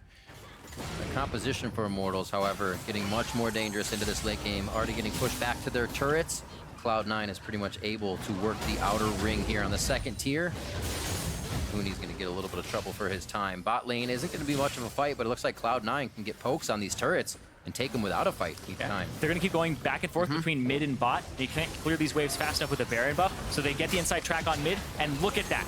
The ring around the Rosie is finally stopped. Immortals wants to play. Curtain Call pushes out Huni. That's the ultimate, so he's looking for a target. He actually has the back line right in front of him, but the team can't engage. Turtle and ReignOver getting pushed away. The flash body slam into Turtle and ReignOver. The undecency for Meteos. And Riv, they could get a bunch off of this fight. There's a cannon wave there. Another wave is coming. It could actually be game. Yeah, 30 seconds on Pobelter. The wave clear. WildTurtle and Huni have to try and stall. They're going to go for broke. Wallop from Impact just missing the heals of Turtle. Looks like they are into the final Nexus turret. Another 30-minute game coming in. A lot quicker for Cloud9, taking the reins from the beginning. They're going to be on to the Nexus, and that is the ace for C9 as they close out Game 2 versus Immortals. It's 2-0. And Cloud9, one game away from a complete shutout and a trip to Worlds. Yeah, insane progression from this C9 team throughout the year. You were talking, Zirene, earlier in this game about how C9 didn't really seem like they knew how to close out games. They have closed out games incredibly fast against Immortals. Yeah, they were struggling finding a shot caller, finding a support, finding something that would make the team come together. Apparently, it's that coach Reaper who's given them a whole lot of tools to succeed and honestly build a lot of synergy on that team. They're also picking a lot of CC and they're willing to pull the trigger when necessary. That was a time where they were rotating back and forth very quickly. They saw a big opportunity in the mid lane. Immortals had another one of those half-committed fights. Like you saw Huni had the parallel convergence come in, then he's like, nope, I'm going to ult out. And guess what? All the squishies are now in flash range for the Gragas, so they just instantly lose the game off of that one. Like, Cloud9 is playing great, but Immortals definitely seem out of sorts. Yes. We'll see if they can pick it up as we go into a game 3. But for now, a deeper dive on that Cloud9 victory. Let's check in with Dash and the analysts. Thank you very much, gentlemen. Jatt there talking about Cloud9's drafts and the tools that Reaper is providing his team that's allowed them to get this 2-0 position over Immortals. And I do want to continue to hammer this draft because I know you guys have some serious thoughts about the amount of CC that Cloud9 drafted and then subsequently what Immortals opted into that CC with. If the tools that Cloud9 is getting is a power drill, what Immortals is getting is just one of those wooden hand drills because this is just... They're operating a few centuries behind. Yes, this composition, what are we doing here? This is a poke comp with triple poke, no tanks, no... It's all over the place. It's too bad to actually even go into detail, but the thing that... All right, well, there it is. That's the end of our segment. We'll be back in 3 now. But once again, right, Cloud9 picking just 2 double carry compositions with the tanks. They're doing work. They know how to play it. They do really well with it. But the thing that I like the most culminates into a play at 3 minutes where even though Immortals, for some reason, early rotation, their entire bot lane still gets completely counterpicked with the Karmalution, and they lose lane. What Sneaky does, he goes in at 3 minutes, wards the blue buff, so that Cloud9 knows ReignOver's route. Meteos takes that Q right away, steals the blue buff, and already Nidalee's early game is out the drain. Right, and I think when you just look at Immortals draft, this is like one of those drafts where it's like, let's play a poke comp, and then they pick everything that pokes as opposed to building a like all-around comp. Generally, when you build a poke comp, you don't just want poke, and you still want tanks, you still want disengage, CC, utility. They have like no defensive utility but a Tahm Kench eat, which is horrible. It's just too narrow, right? Because unless the full poke works, then you're done, right? Any give flanks, yourself another out. Any flanks, you're dead, anything like that. And you can, like, even though we say tanks, there's different kinds of tanks. There's ones that dive, like an Echo. There's ones like Gnar who can do a little bit of both. There's Maokai who's great at peeling, you know? Right. And they took a diving tank instead of a peeling tank. So it doesn't even, like, make sense in that sense where you, like, it's not a great matchup either. It's just... It was such a mismatch of a draft. I really don't like it. Now, that said, Cloud9 on your screens here, very much the opposite, building themselves plenty of tools to get through those mid games, to create fights, but to disengage fights. We had a Gragas, right? He's good at both. We've got Impact on that Gnar, happy to play defensively or offensively and threaten that backline. So a much more well-rounded draft coming out of this Cloud9 squad. And then in terms of execution, you saw how comfortably they were operating throughout the game. They're okay with the slow moments, but they're also okay with speeding up the game. It seems like they're just very much, as Zirene put it, equipped with the right tools. Yeah, and it's so nice to watch them take that game a little bit slower because they know they're getting the advantages in the laning phase. You don't need to look for anything, just farm it up, and as long as the lanes keep going that way, they're perfectly fine doing so. And they understand that the only way to stop the poke composition is going to be to have pressure on multiple lanes, as well as making sure that they can defend the push onto the mid lane turret. And every time that Immortals tried to go for that push, they were there, they were answering. There was a lot of priority. Cloud9 took that first turret first, the mid turret, enabling their mid lane pressure to be a lot better. It took so long for Cloud9, for Immortals to break the mid lane turret, and because they're going for the 2-man pressure with Gnar on the top side or on the bottom side, he was able to mount like a 60 or something CS lead because Echo kept trying to group and he was unable to lane. Right, and I think that's the thing when you see a comp like the ones that Immortals has, it is admittedly pretty hard to play against that in the mid game. They just keep grouping up and pushing waves in and poking you a little bit, but it just takes that one fight to break the game open, and we definitely saw that. We saw that very much so. 27 minutes into the game, a 3-for-1 for Cloud9, catching out the duo lane of Immortals here in the top side, going to net them a Baron on the back end of it all. Yeah, you start running away from your base, you know, it's not probably going to be too fun of a fight. So we see that right away, Adrian's able to absorb a lot of damage, but there's just no follow-up to, like, you know, put back onto C9 while he's taking that damage. ReignOver gets stunned by Impact as soon as he goes over the wall. Yeah, and then they're trying to get a little bit of damage in, but there's so much more HP and damage on the side of C9 that they just keep blowing them up. And then, of course, Turtle just finishes getting sold out by Meteos, and it leads into a very nice Baron because it happens right around that top side and of the map. Baron plus another kill, and once that point happens, if you fall behind the poke composition, it's out the window. Well, right, exactly. So now I want to jump to the game-ending fight, which is kind of showcasing how well-rounded C9's composition is. With Baron, they have full permission to engage onto this poke composition with no fear. And they're trying to engage with the curtain call, which is the only tool they have to go in, but right away you have Syndra that's able to flash in and deal so much damage. There's nobody from Immortals that can actually soak damage. That's the problem. With a poke comp, you need somebody to be a body so that they don't just dive past you and hit your carries. But there's nobody there, so anybody that they hit will die instantly. Tom Kent can't tank, Nearly can't tank, so who's there to stand in front? Nobody. And that's why they died and lost the game. Yeah, Echo throws his W out, and you're like, all right, see ya. You just go past it. All right, so here we are, 2-0 in favor of Cloud9. Last time these teams met, 2 weeks ago, we had a 3-2 series. We went all 5 games. So my question to you, as always, with Immortals flipping back to the blue side here in Game 3, how do they begin that reverse sweep? How do they at least get themselves 1 game and extend it to 4? We go back in the video right now and be like, watch the prediction 3-0 Cloud9, because I'm thinking there's no way they can do it. I think that draft just shows a complete lack of understanding for the development of the series, on top of just no understanding for the current meta and problems that Immortals has still had and still not solved. Yeah, I think you have 2 choices. Get really, nutty with your draft and try and get like insane picks. Who knows? That's kind of Immortal style. Maybe they take away the Nard. Try something. Don't. Riven's you want Riven? I feel it. No, I don't want it. That's I'm feeling. That's what you think. I feel like that's. None of us I feel want like when it comes down to that time, Huni's sitting there saying like, "Give me the Riven. Let me do work." I feel like they need to at least swap up that top lane matchup. Don't play into the same matchup a 3rd time. Well, I think the thing is like Huni's just can't. The meta right now for top, there is all these. You have to completely clinch the top pool, and what else can you play right into the Riven?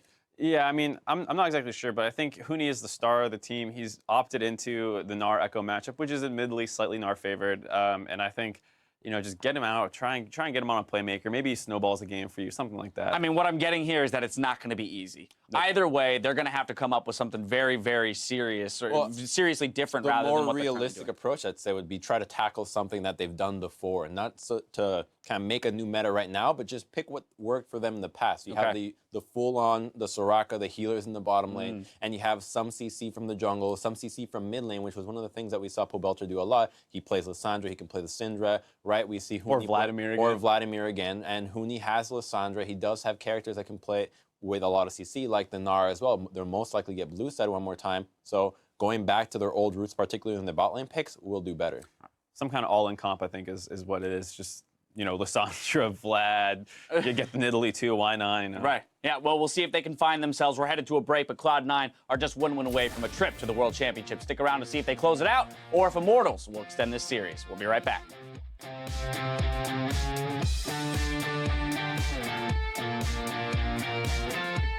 It's going to be a crazy one here coming into Game 2. We always wondered what will come out of picks and bans. So what are you doing here, Meteos? Make your mind. It's putting pressure on a Pobelter. Whoa! Wait a minute! This was planned out forever!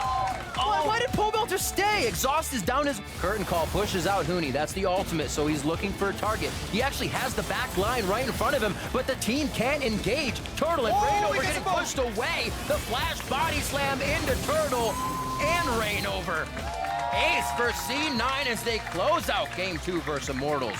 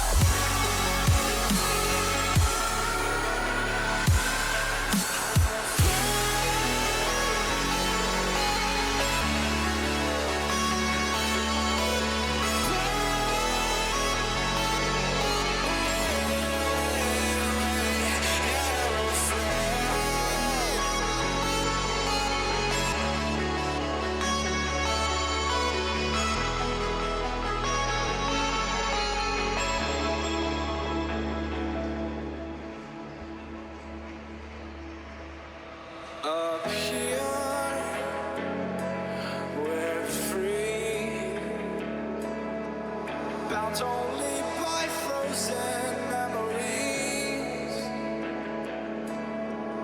Lost in time, racing all these broken dreams tonight. And we'll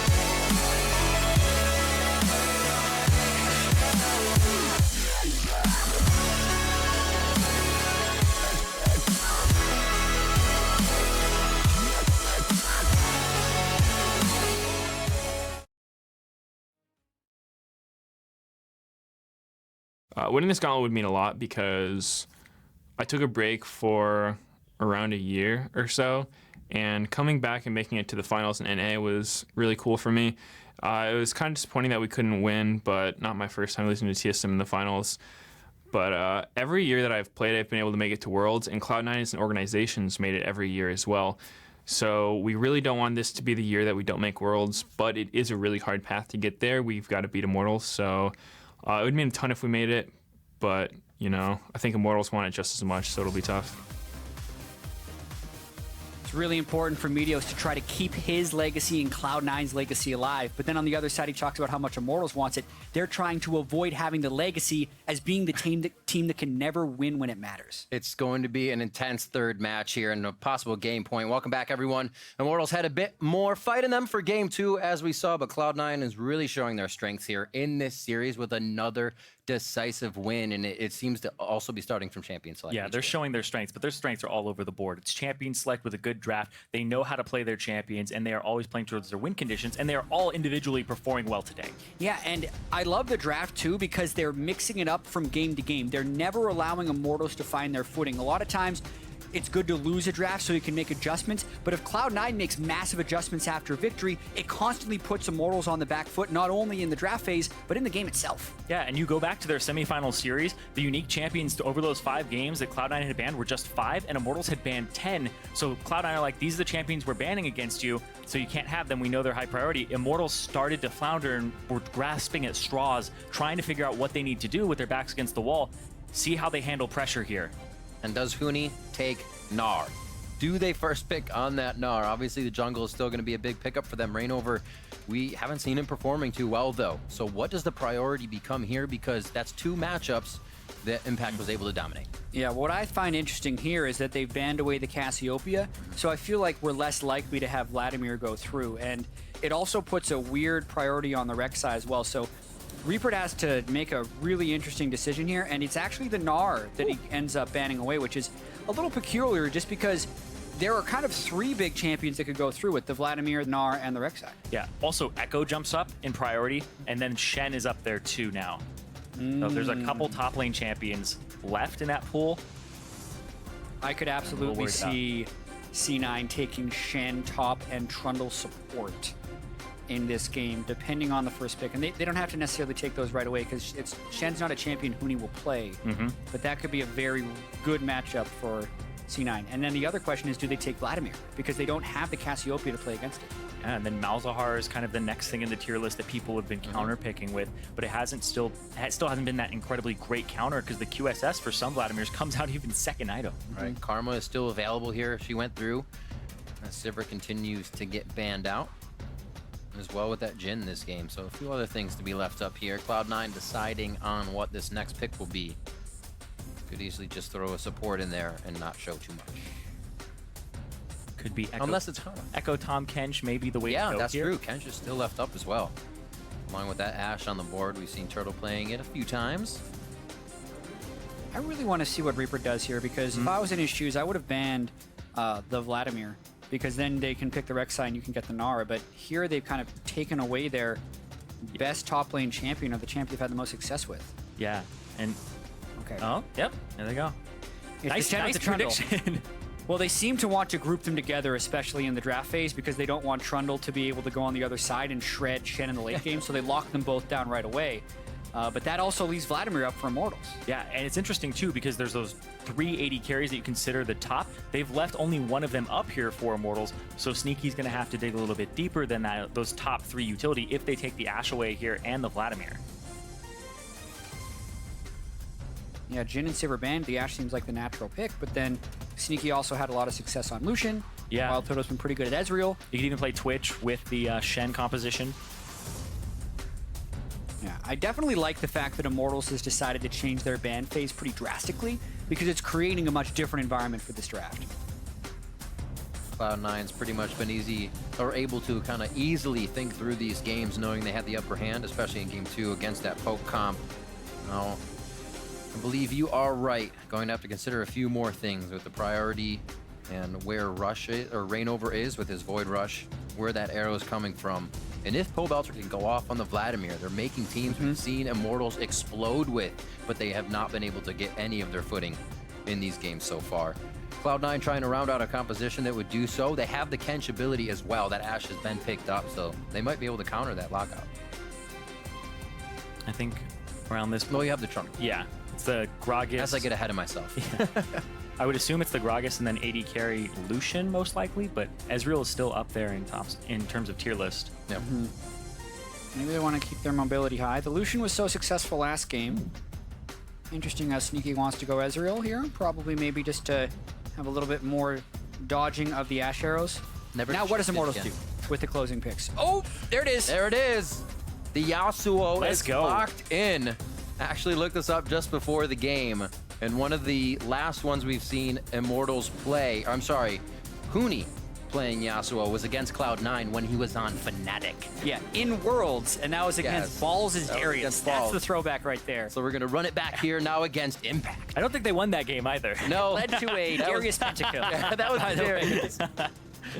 We'll see what they could do this time. What will the last lock-in be? It will be from the Void still. It will be Malzahar for Jensen. Yeah, and like you said, this is one of the more common picks against the Vladimir.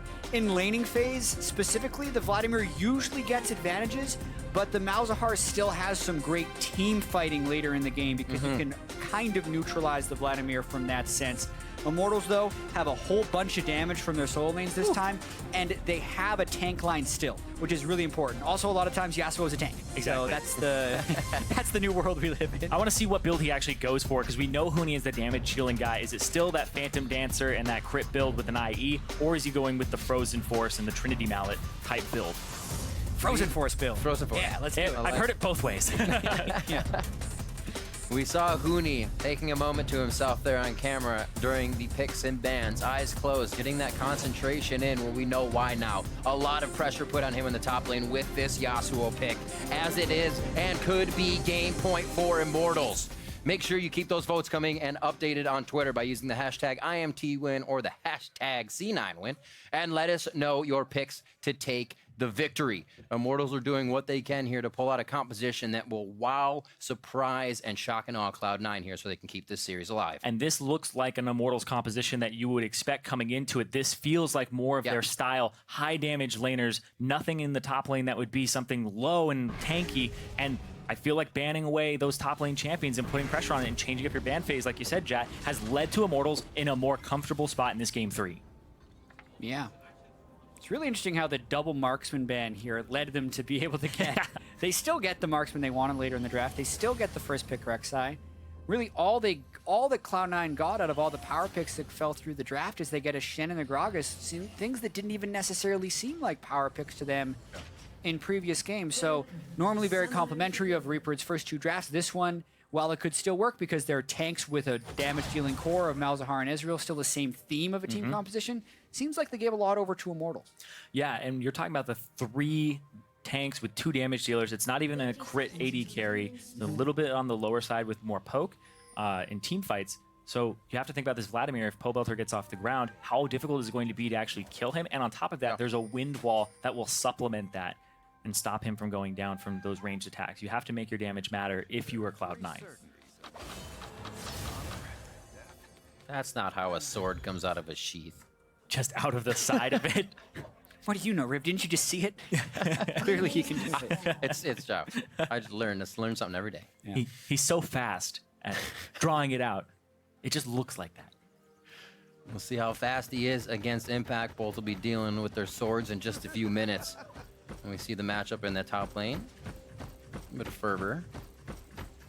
Fervor Ezreal, as is customary. Yep. Warlord's Ashe. Not too surprising. Yeah, the fervor for the Yasuo, even if he goes tank, is still incredibly important. A lot of his physical damage comes from that and stacking it up. And it applies on his Qs as well, so you get almost twice as much value from running it. So we'll see if anything actually comes of this level 2. Both teams obviously going to match it up here.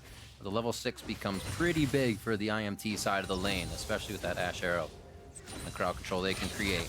Sneaky and Smoothie have been able to really put up the aggression in the beginning, so this will be interesting to watch.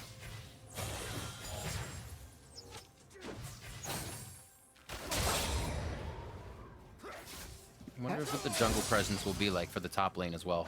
If Huni is left alone once again, or if they actually try to get Impact down and focus him. Yeah, what types of routes are we going to see by Meteos and ReignOver? ReignOver really looking to get back to that dominance he had in the regular season. Immortals were so good with getting ReignOver just massively ahead of every single jungler. He would always just be able to predict where the other jungler would be, and he really crushed junglers whenever they try to gank. He'd always know exactly how to starve them as much as possible, then cycle them over and over again. That hasn't been the case on the 6.15 patch. I think junglers were the most affected of all roles, surprisingly, when we switched from lane swaps to standard lanes, just because there was so many different scenarios you had to be ready for in lane swaps, and those scenarios just simply change when you go into standard lanes, and it's so much about active reading and active prediction. And it seems like ReignOver hasn't been able to keep that level of dominance he had in lane swaps to standard lanes. Lucky for him, though, there is an Ashe who can hawkshot and spot the Gragas at his camps, so he'll have a little bit of a heads up there.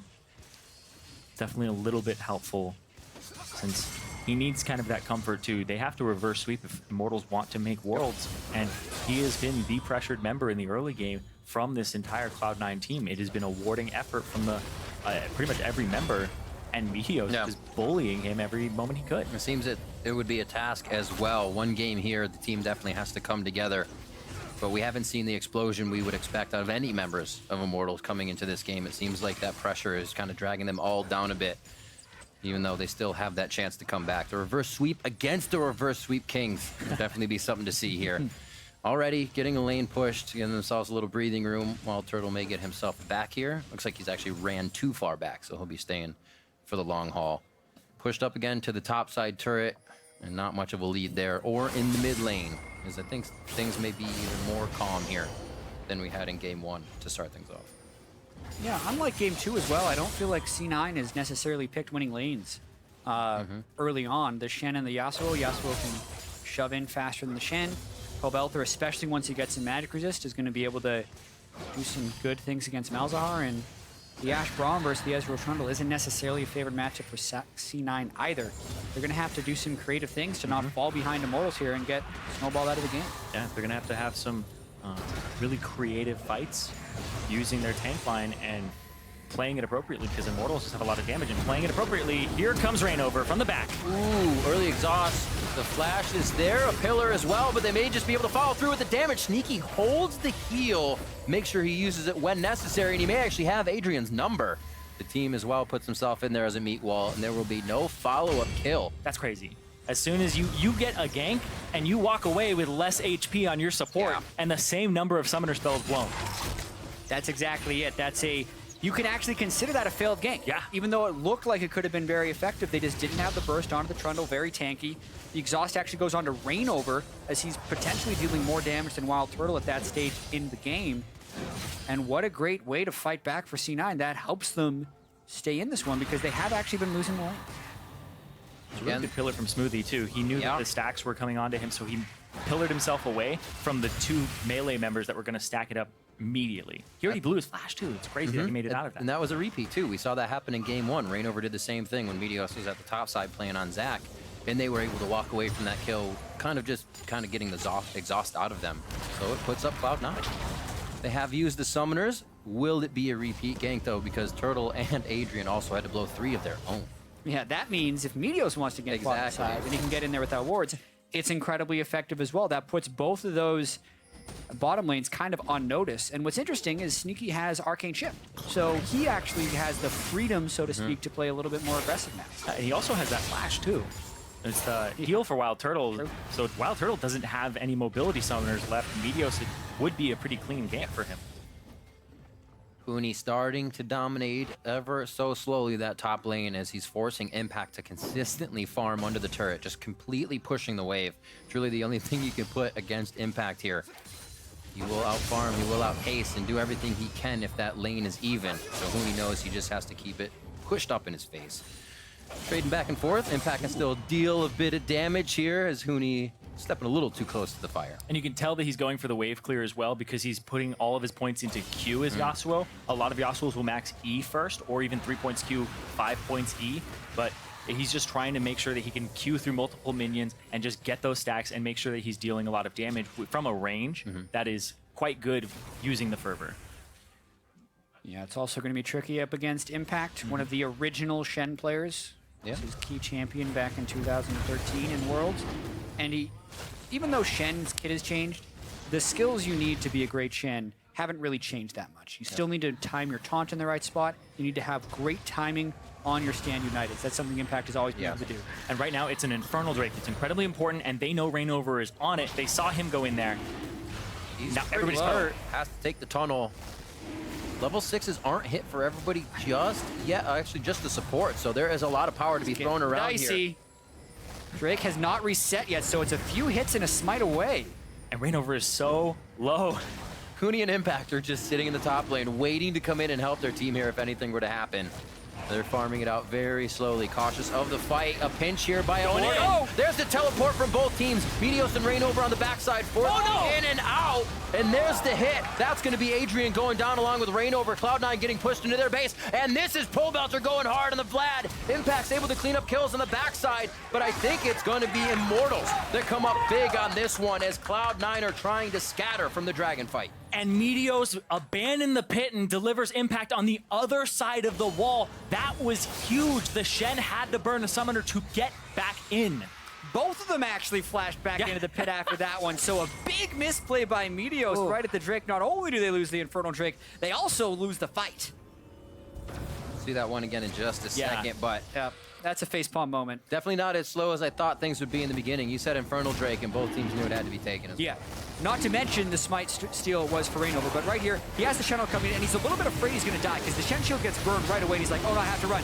Wait, I had a Shen here. Exactly. The Spirit's Refuge also gets used on the other side. You want to be going in to deliver the Shen, not out with the Shen on the other side of the fight. He could have aided and maybe even closed on to WildTurtle, and this could have been a completely different fight if Impact didn't get taken on a journey by Meteos outside of the Drake pit. Exactly. If he's brought to the other side towards his team, you just delivered 2 tanks over a wall and made it so they don't have flash body slam, flash taunt, and an ability to actually peel.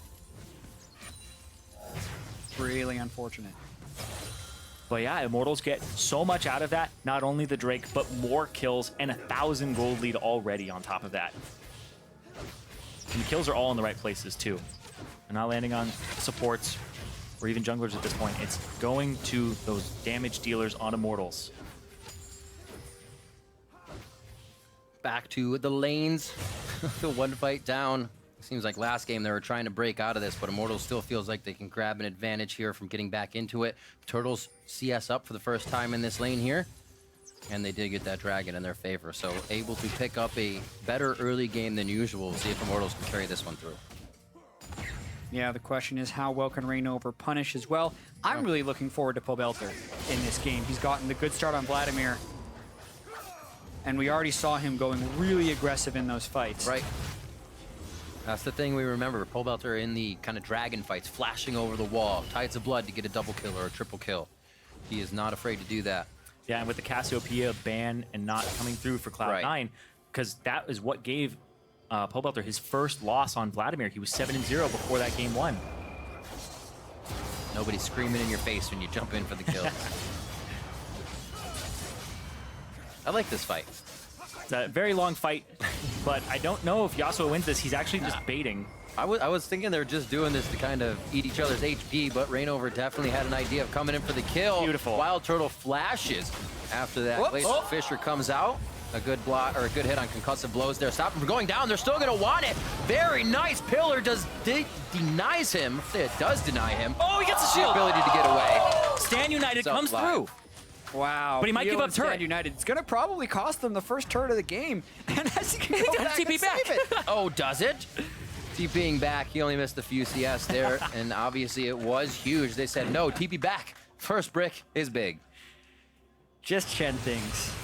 Teleport down to the bottom lane just for the shield, all the way back up. That takes away a bunch of pressure. Like the hit there is actually pretty huge. And it'll be interesting to see if he can now hold the turret from Huni. Yeah, he didn't get back to buy either. So you'd think he's on his Sunfire cape about now. You really love that. This was well played by Immortals with the triple knock-up there from Adrian. The flash from WildTurtle, but then he tries to juke. You know, he would have been hit by it anyway. It's a good catch from Meteos. Then he dodges forward again, still eats the sneaky R, and then just goes forward and right. Yep. That looked like the turret shot hit him. Hold up. Oh, Huni very low. Pobelter's going for the... Got it. Went for the pool kill. Very, very slow tick of death there. Impact falls to the floor. And now it looks like they may be able to get this to... Never mind. Jensen's coming around from the side. It's going around. ReignOver was there first, so he has the inside track, and they're going to put damage onto him. Pobelter can't get too close here. They can blow him back into the fight. He still has that cask up. Meteos decides not to throw it because of the wind wall was up. That was actually huge from Huni to save his teammates' life. Sneaky's ultimate just came off cooldown. Does he try to... He's trying to route them. He has that ultimate up. No, he's going to stop. I got too excited. Solo, 3 blinking health bars. The turret still stands, though, so C9 defend it and don't let the lead get out of their hands just yet. Yeah, but the kills are going over exactly where Immortals want them to. Phantom Dancer already on Huni to try and give him better dueling. Defensive itemization from Pobelter, as is customary for his Vladimir, and the 202 Vlad is going to be a problem. And the Shen just does so much damage, but Pobelter was already en route. Picks up the kill. While he's in the W, it does tick down for a percent of his own HP. Yeah. So the tanky build does pay off there. Takes him out, and then ReignOver has the inside track, and this is what matters, because if Jensen was here a little bit faster, if he used his Ghost to even try and get in this faster, ReignOver was just a little bit ahead of him. Meteos trying to keep him in the null. That wind wall. That wind wall stopped a Jensen auto attack. That would have finished off ReignOver. Stopped a lot. And they get the turret anyway. Solo gold onto Huni, too. So he's sitting 1,200 gold up over Impact right now. Just about 3,000 gold overall. And this is what we saw Cloud9 doing in the last 2 games. Always in Immortals jungle. Now it's been flipped around. Immortals is getting the blues of C9. They're starting to steal the resources. And with that first turret, they can start to act on what we've expected Immortals to do, most likely. Exactly. And I think right from the get-go, the composition just feels more Immortals-like. And that's what they're doing, is having those skirmishes and trying to put pressure on the map. Whereas before, they were playing defensive and kind of waiting for spikes or waiting for moments. But Cloud9 was able to draft around that. Whereas this game, it's going to be kind of a brawly game. I'm excited about that. Yeah, it's play-by-play. So the Cloud goes over to Immortals as well as that first Infernal. Phantom Dancer for Huni in the top lane to start things off, as he is going to get himself into quite a few fights. We'll see things as the ultimates cool down on the side of Sneaky as they clear waves in the bot lane. Still pretty locked into this kind of laning phase. We see Huni doesn't have a turret to fight against here. Just an impact. Yeah, and he's doing a pretty good job of it. Just wait until he gets a frozen mallet. That's going to be, I think, a pretty big problem for Impact. He got the flash out of Impact, regardless. Yeah, that also diminishes Impact if he ever does try and stand United down to a fight. So, yeah, things are consistently going over to Immortals, and I have to credit them here.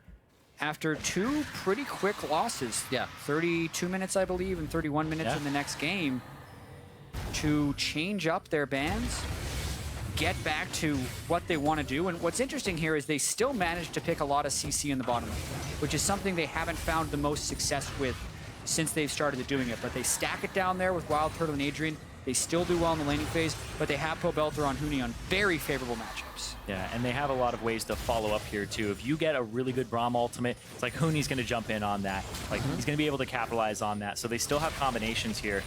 But that CC in the bottom lane, we haven't seen it completely play out just yet, and it's been a lot of just brawling with the top side and the middle. So Pobelter, like you said, really excited to see what he ends up doing in the later parts of this match. The other synergy we have to talk about as well is ReignOver flashing in for an Unburrow and allowing him to go in. And that speaks back to what we hit on in game 1, where Immortals really succeed when Huni and ReignOver are empowered to make plays. And then the bottom lane and kind of everyone else follows up with that.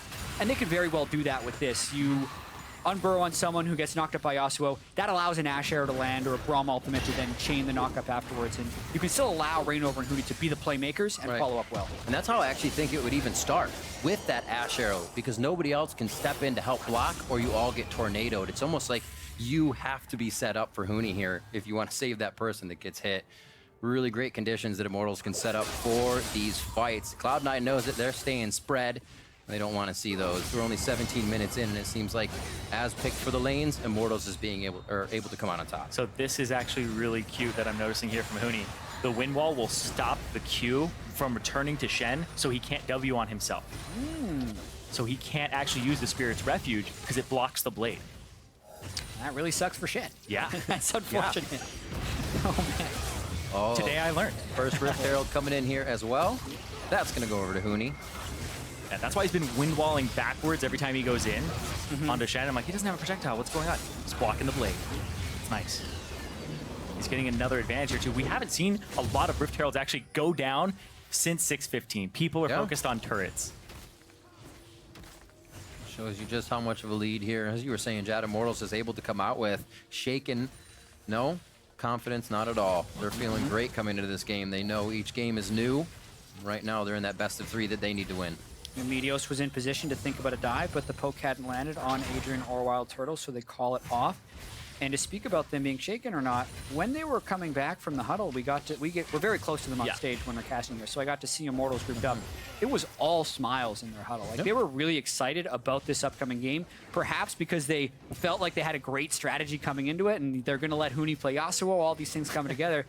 Then just to their benefit, they also get Vladimir for Pobelter, and it's transitioning very, very well.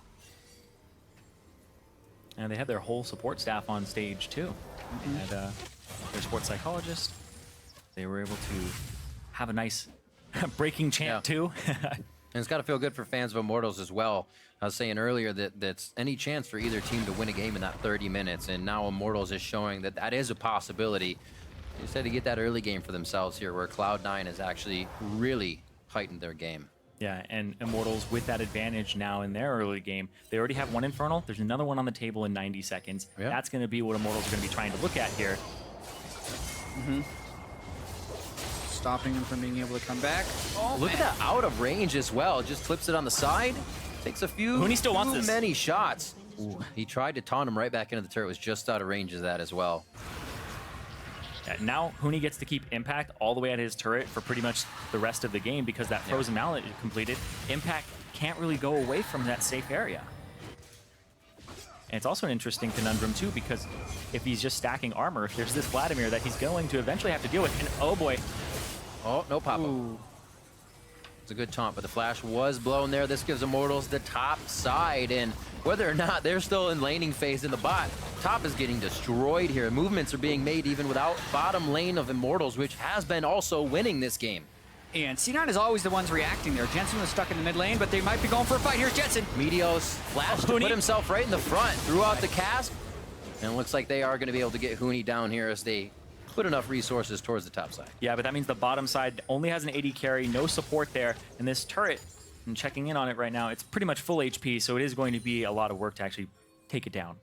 The question is, how aggressive do they actually want to get, though? They have Ashe Arrow. Yeah. They have all summoner spells. Adrian could walk forward, try to tag Sneaky. Yeah, they want to respect Impact's teleport, because that could hurt that fight pretty substantially. C9 still fighting back to stay in this one, but a lot of things are trending towards Immortals doing well, especially if Huni can teleport into this fight. He just respawned. Look out. Sneaky is just There it is. about to pop his Muramana. About 724 to 750. The fight will ensue. That is Meteos taking down the Dragon. Sneaky very, very low. Gets himself to the back. Jensen gets focused up a bit, and he gets locked down. Turtle with the focus fire and the rest of the team, and now they're starting to clean up 1 for 1 as they continue to push Cloud9 back. Can they get through it? Can they slalom the correct way? One cannot get it. The Tempest does not come out. Huni's just going to go for the kill. I thought he was actually going to go for Sneaky as well. And they may just decide to go here. Huni usually doesn't give up too easily. An incredibly risky move for C9 to go there. They did not want to let Double Infernal go over to IMT, but now they're down a man and Impact desperately trying to save this turret. Going after Meteos now. This is the kind of play expected from Huni. Continuously on you. And it doesn't look like they're going to go away without taking down that turret. True Shot Barrage comes through. Adrian able to stand beside his team and jump away. Nice job by Immortals. The play that everybody has been looking for and expected to see coming into this game.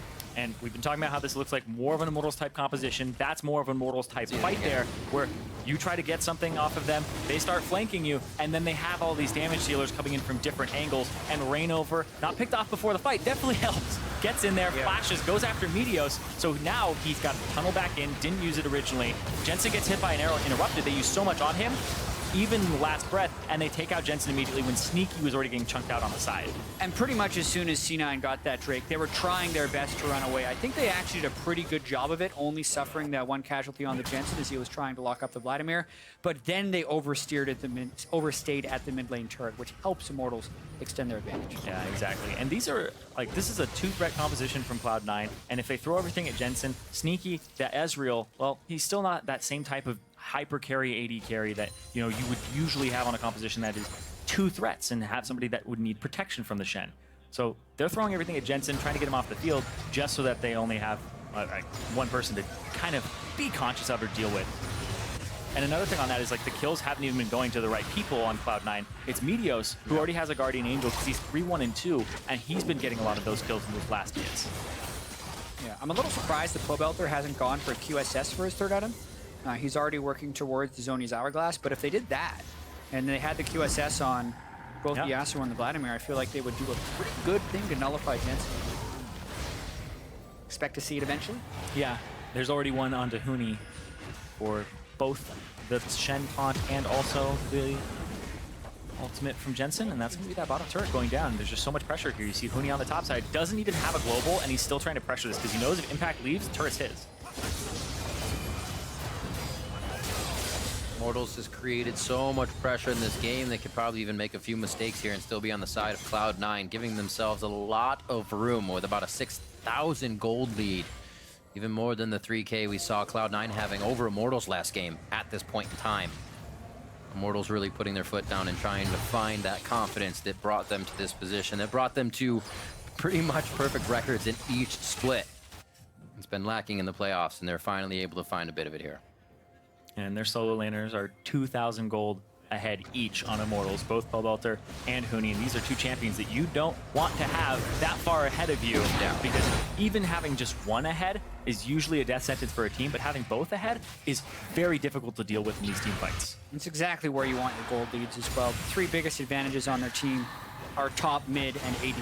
So all of their damage threats are there, and it's not like their tanks are that far behind. Just a matter of setting up the right fights, and I think that starts with Huni having the right split pushing. The Voidling sounds, I feel like, very loud in that last push. Also, Jatt, you were very correct. I think everybody went in with a Quicksilver Sash coupon. There we go. You got Pobelter and Turtle being able to bring one out. Buy one, get one free. Buy one something. No one sharing with ReignOver, though. Uh-oh, speaking of which, couldn't get it off. He's all right. He says, that's not my fashion. I'll just take the hits. A little bit of love for Impact here as they put a few of the concussive blows on him, or I should take Winter's Bites. Top turret's probably going to go down here. Yep. Huni's actually not focusing on that. He's focusing on cutting off Impact. Whoop. Just missing the feathers on the arrow there.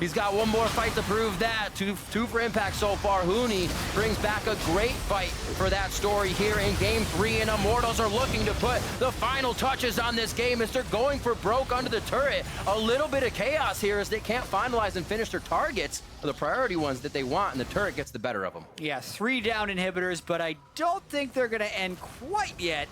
They're thinking about it, though. They have ReignOver and Huni can rejoin with an ultimate into the base. Here it comes. And then a teleport from the Yasuo to create a 4v4. But they also have no Baron. They're back to pushing the tempo. That's at least one thing for Immortals. They want to end it right here. CP coming in. Flashes right out. Mercurial Scimitar uses that to get himself to safety, and they're just able to completely overpower the Cloud9 lineup here. 64,000 to 49,000, 31 minutes in. We said it could happen. We said Immortals could run it back. It might take a little bit more time, but they're very close to replicating Cloud9's victories here in this third-place match. The regional qualifier. Yeah, Immortals is back in every way. Match. Those decisions down the stretch to try and keep this Nexus there. They almost got it, and now there's a bunch of super minions that C9 have to fight back. Ezreal not exactly Sivir tier as far as ability to wave clear right here, so it's going to be a while before they get these off.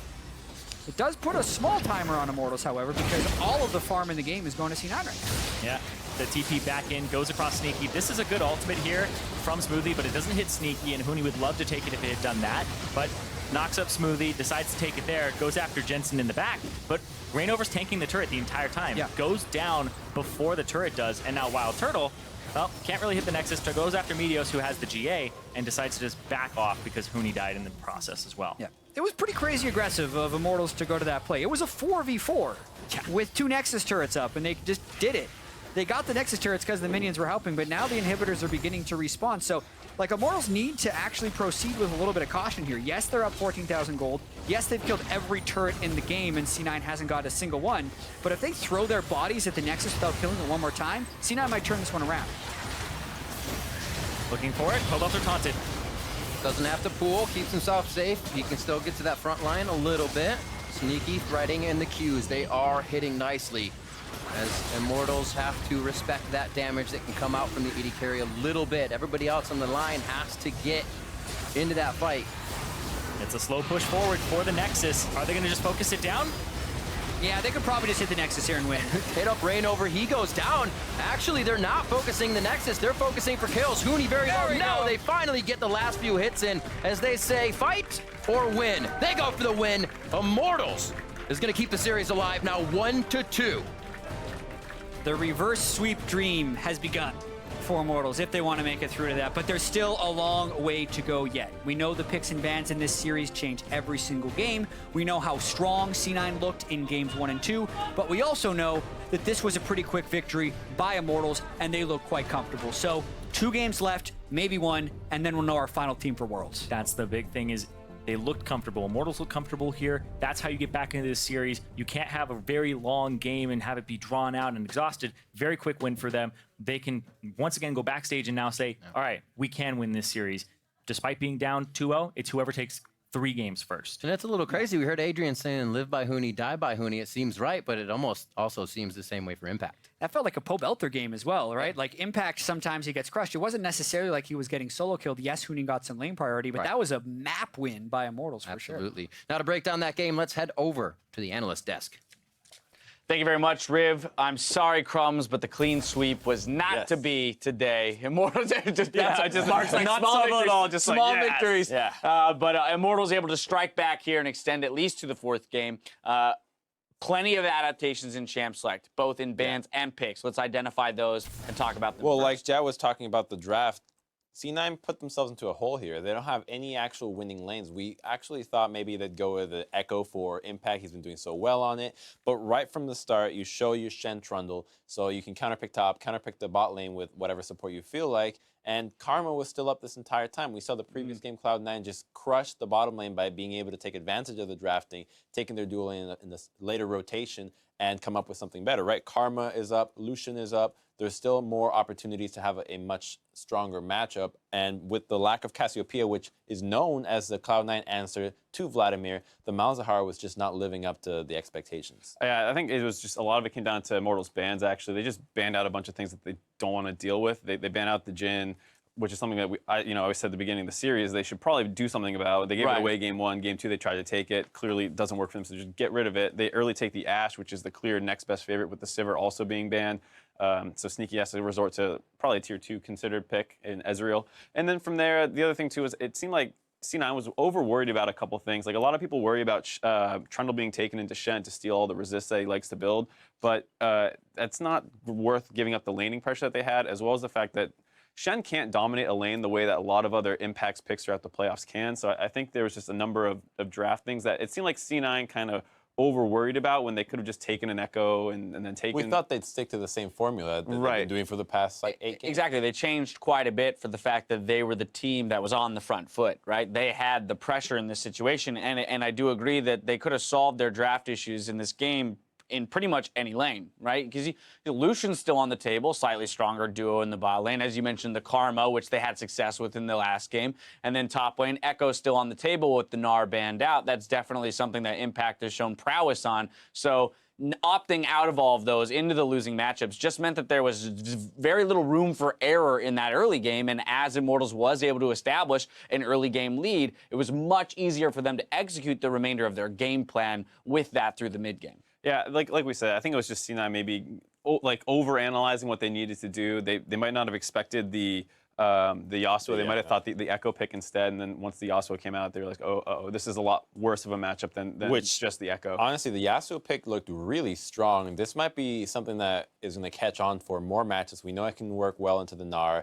I mean, if it can run into Shen, it can probably run into the Echo as well. I think we saw that matchup yesterday as well, to the top side. So this pick looks really strong with the PD Frozen Mallet build. And when they got that Herald on him, after that point, it's just you cannot do anything. Looked unstoppable. Yeah. But I do want to now zero in on a little bit of the gameplay. 8 minutes in, we saw a fight go pretty horribly wrong for C9 here. Around this Infernal Dragon, some miscommunication perhaps between Meteos and Impact with the Shen teleport, or rather ultimate, coming in. Right, I mean, he protected himself pretty well with his ultimate Meteos, but then that just, when he flashes away, he puts Shen too far away. He flashed back in. He slammed over. He slammed over, then both have to flash back in, right? So. It gave Pobelter totally free access onto the back line of C9. He's able to run over that half of the fight while the front line of C9 is over the wall struggling to get back in. It was really disjointed. I mean, it started with Immortals starting the Dragon, then backing off. I thought C9 were just going to back off as well. It seemed one of those situations where the Dragon is starting, you're already there. You don't know what to do. Let's see what happens. Maybe we can do it. Yeah, I think it was just something that both teams should have backed away from, and just wasn't played well either. Yeah, Cloud9 on your screens now for the first time in this series. The impetus is theirs to make the change going into Game 4 here. But again, although that fight netted only 3 for 2 in kills plus the Infernal Dragon to Immortals, most of the time you look at that, you go, okay, 1 kill differential, not that big. It was rather significant here, in terms of also the way that the waves were moving around the map. We saw a very large CS lead start to develop in that top lane, which just meant that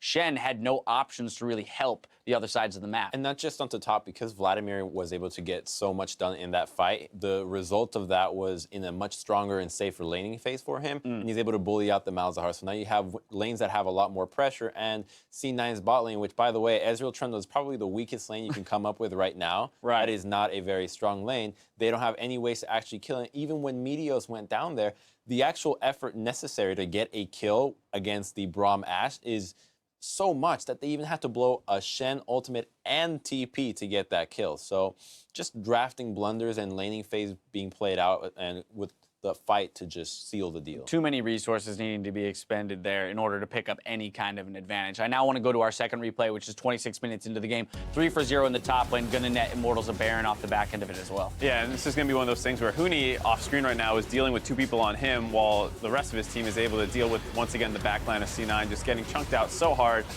Jensen goes down pretty much for free. We see the rest of the team finally get over to Huni to help him out. He's going to be able to live just barely at the end of this after cleaning up the kill on the Impact, and Meteos going down into his GA. It's just, once you lose that in the fight, the rest of your team is backed off. It feels pretty terrible.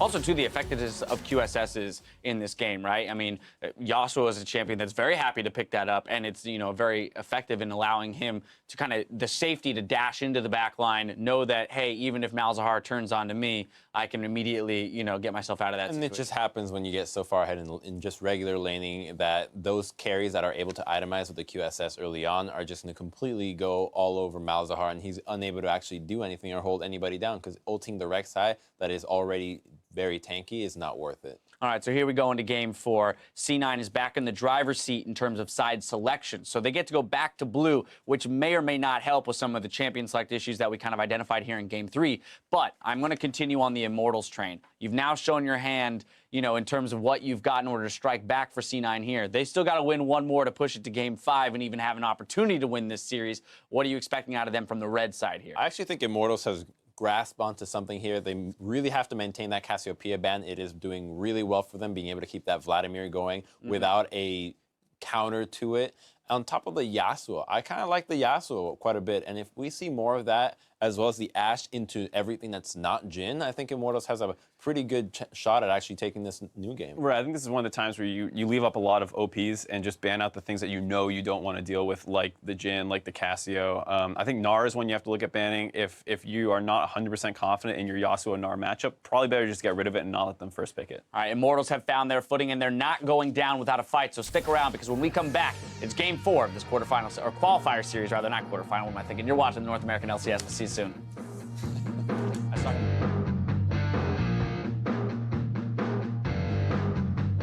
Immortals are doing what they can here to pull out a composition that will wow, surprise, and shock and awe Cloud9 here so they can keep this series alive.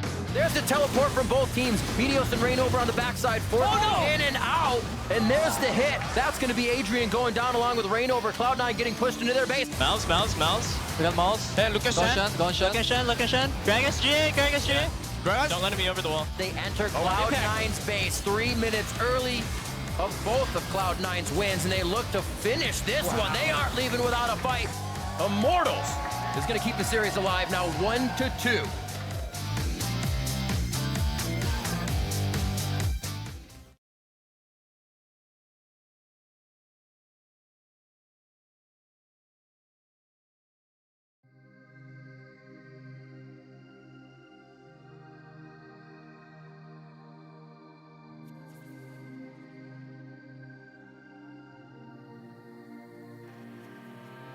Hard to keep a straight face when I'm burning like fire, and you walk all the sides. I'm drawn in desire, and you have to think twice.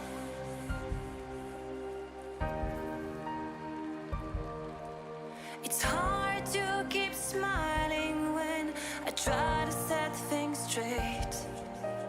You don't even listen.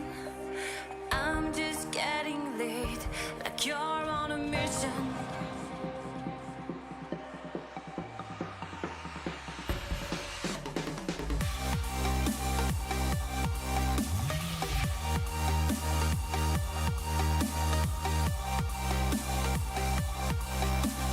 Drawn in desire, and you have to think twice.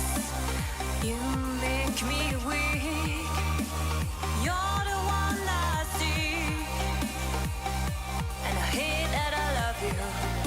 I hate that I love you. If I could, and I would, come your heart, come your heart, and I recast it.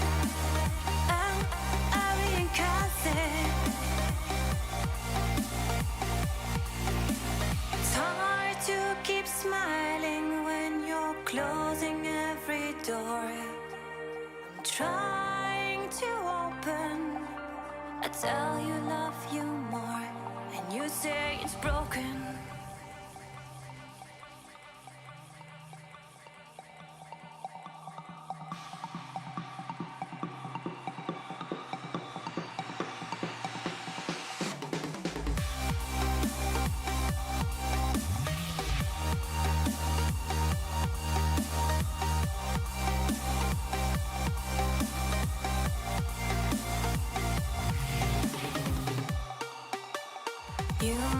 make me weak.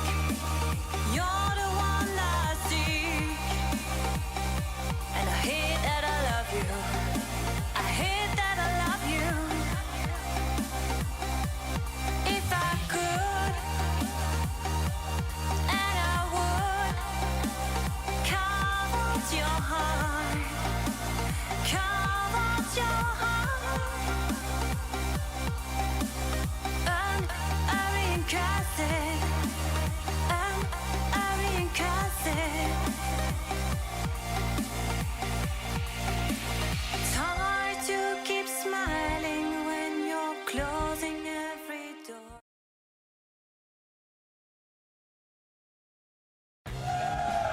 Welcome back to the battle theater. The swords are polished and the armor as well. We're gearing up for game 4. After Immortals struck back with vengeance to keep their world's dreams alive, they will now enter into the battle arena to do battle again, gentlemen. And I think in this series, the draft is really important. I thought that Dylan Falco got a good bounce back in that draft. I loved the bands of Jhin, Sivir, and Cassiopeia. I feel like that puts C9 in a little bit of a difficult spot. Maybe even if they do the same draft on red side, if they're confident in Huni's ability to play Yasuo against Gnar. Yeah, I also feel like they kind of, on Cloud9's side, didn't really predict what was going to happen there because they banned a lot of top laners. They were like, all right, he can't play Shen. So if they take Echo first, that's fine. If they take Shen, it's like, okay, what's going on for the Shen to come through? So top lane isn't pinched too much. So I don't expect them to take a top lane champion until last round. Wow. Talia Jhin pick up first. They're going to blind pick the Talia, something Jensen also plays, but dwindling his pool a little bit more. And what's so interesting about the Talia is she was seemingly the highest priority champion maybe in the game 2 weeks ago. And then nothing actually changed on the patch, but Talia kind of disappeared from the picks and ban phase. So what that tells us is that means in practice for all of these teams as leading up to finals and the regional qualifier is Talia was losing a lot and there were counters to the Talia gameplay. But they still see a lot of value in it, and it's a throwback to see if Pobelter can carry on the Talia. Yeah, a big counter to Talia is actually the Syndra that is banned away from Immortals because it matches the pressure in the early wave clear, and then eventually has kill pressure level 6, very easy to take out a Talia, and you force her to take a summoner spell that's not Ghost and maybe an Exhaust or something along those lines. Yeah, I find it so interesting actually how Immortals is putting in one mid lane ban in the last 2 games, and that almost telegraphs what mid lane pick they want. Yeah. When they wanted Vladimir, they banned the Cassiopeia. Here, they wanted Talia early, so they banned the Syndra. Ooh, and the Taric comes through as well. This was a pick that really helped out Adrian in that 5th game and allowed him to have a lot of skirmish potential. So this allows Immortals to pretty much draft anything they want in the top lane. Doesn't have to be a tank. It can be something incredibly squishy too. Right. And the Taric will be able to kind of cover that weakness in team fights. That's the ability they want to give Huni here, especially with the pressure on what could be Cloud9's game point for the 2nd time in a row. Cloud9 now to round out their composition. The Cassiopeia was left up. You have to think that's what Jensen will go with as one of his tried and true, and to sneaky head back towards that Lucian. And if we look towards the North American LCS Finals when Bjergsen and Jensen were battling against each other, Cassiopeia was picked blind a lot and had a lot of success there. And here you actually get to pick it directly into something you know, which is the Talia. I don't necessarily think this is a super favored Cassiopeia matchup by any sense of the word, but if you do get to late game, you're still going to be a bigger force in the Talia. Exactly. Better team fighting and not as reliant on skill shots where the mobility comes in and people with higher boot levels and stuff like that. So it's harder to actually land those skills as Talia, whereas Cassiopeia, point and click. Okay, that's more like it. I was like, is he really going to pick Shen? The Yasuo seems like the most logical choice here. This way they can maybe even chain some Taric stuns off of Yasuo just dashing into the team. I think this is another one of these compositions that actually fits Immortal style quite well. Yeah, and there's so many things that actually set up the Yasuo, the seismic shove from Talia, also the Gragas body slam and the ultimate. So Huni, once again, team composition can supplement what he was trying to accomplish and actually enable him. I'm very interested to see as well, Huni can play the same type of game that he did with Shen's Sword with Echo's Time Winder if he's fast enough in that pull. So it could really go Huni's way again if he understands that matchup right away. We saw it happen last game. We saw it happen all across the map for the first time in this series for Immortals. They're coming in with momentum now, here to keep the series alive and keep that spot, the 3rd seed at Worlds, alive here for themselves, as well as Cloud9 fighting to get back to that position. Yeah, I find it slightly interesting that Sneaky is not going for Ashe, even though he was the most prolific Ashe player throughout the regular season. It just kind of goes to show that both these coaches have so many different ideas of what they want to go with. The drafts have been so different in all 4 of the games so far this series. Right, in that situation, Tom Kench not being picked, you already saw the Tarek, so the Ashe could have worked really great there. You just have to deal with Cosmic Radiance after that. Both teams know what they're doing. They know why they picked it. We'll have to see how they perform now on the Rift. It's starting to get to that endurance moment. Who can last a little bit longer here? The games have been quick at 30 minutes, but they have tested the teams to the max so far. And right now, Immortals seems to be on top of that game. Cloud9 and Immortals entering back onto the Rift for game number 4. Now we are approaching the 9th postseason game. These teams have played against each other in the past 2 weeks, so they are very familiar with each other and each other's champion pools at this point, and they have played each other very close. Yeah, the number 2 and 3 team during the regular season, and then they ended up changing in playoffs. Cloud9 ended up being the number 2 team, overtaking Immortals, but none of that matters. This is the match that matters to make it to Worlds, to make it that your season got you to the championship. A lot of safety. Summoner spells. Exhaust for both Pobelter and Adrian. Smoothie exhaust and the Ghost Flash there. So the kill potential, while still high with ganks and whatnot, these teams are looking to win as a team in the fights, not just in small skirmishes. We'll see what happens. Hasn't really been that much early game aggression here, so both teams will get to that fight phase as they want to. Yeah, a very small point I want to pay a lot of attention to is what happens at level 1 in the mid lane. A lot of times Talia can shove in the first wave so quickly that you then go and steal Raptors. If a lot of you guys remember Game 4 from the North American LCS Finals, Jensen tried to do this against TSM, and TSM had actually done a short jungle route and killed him when he went for it. So it's a play that you can do to gain an early edge in the lane, but very recently we have seen a play to counter it. If Pobelter is really trying to play to win and taking risks, he's going to go for the Raptors. But if that's in the back of his mind, he's not going for it. All right, little does he know that is a top-side start from Meteos, so not a fast red to the Raptor gank, as we saw by TSM. Seems like they'll just kind of back up out of this one. So it would be safe for him to go for it, but there's no way of really knowing that aside from just guessing that Meteos is going to be starting on the blue side. A small advantage previously if you played Talia. Now something you have to think twice about. Still clearing the waves as he stood, working that ground, looks like over towards his right side. Yeah.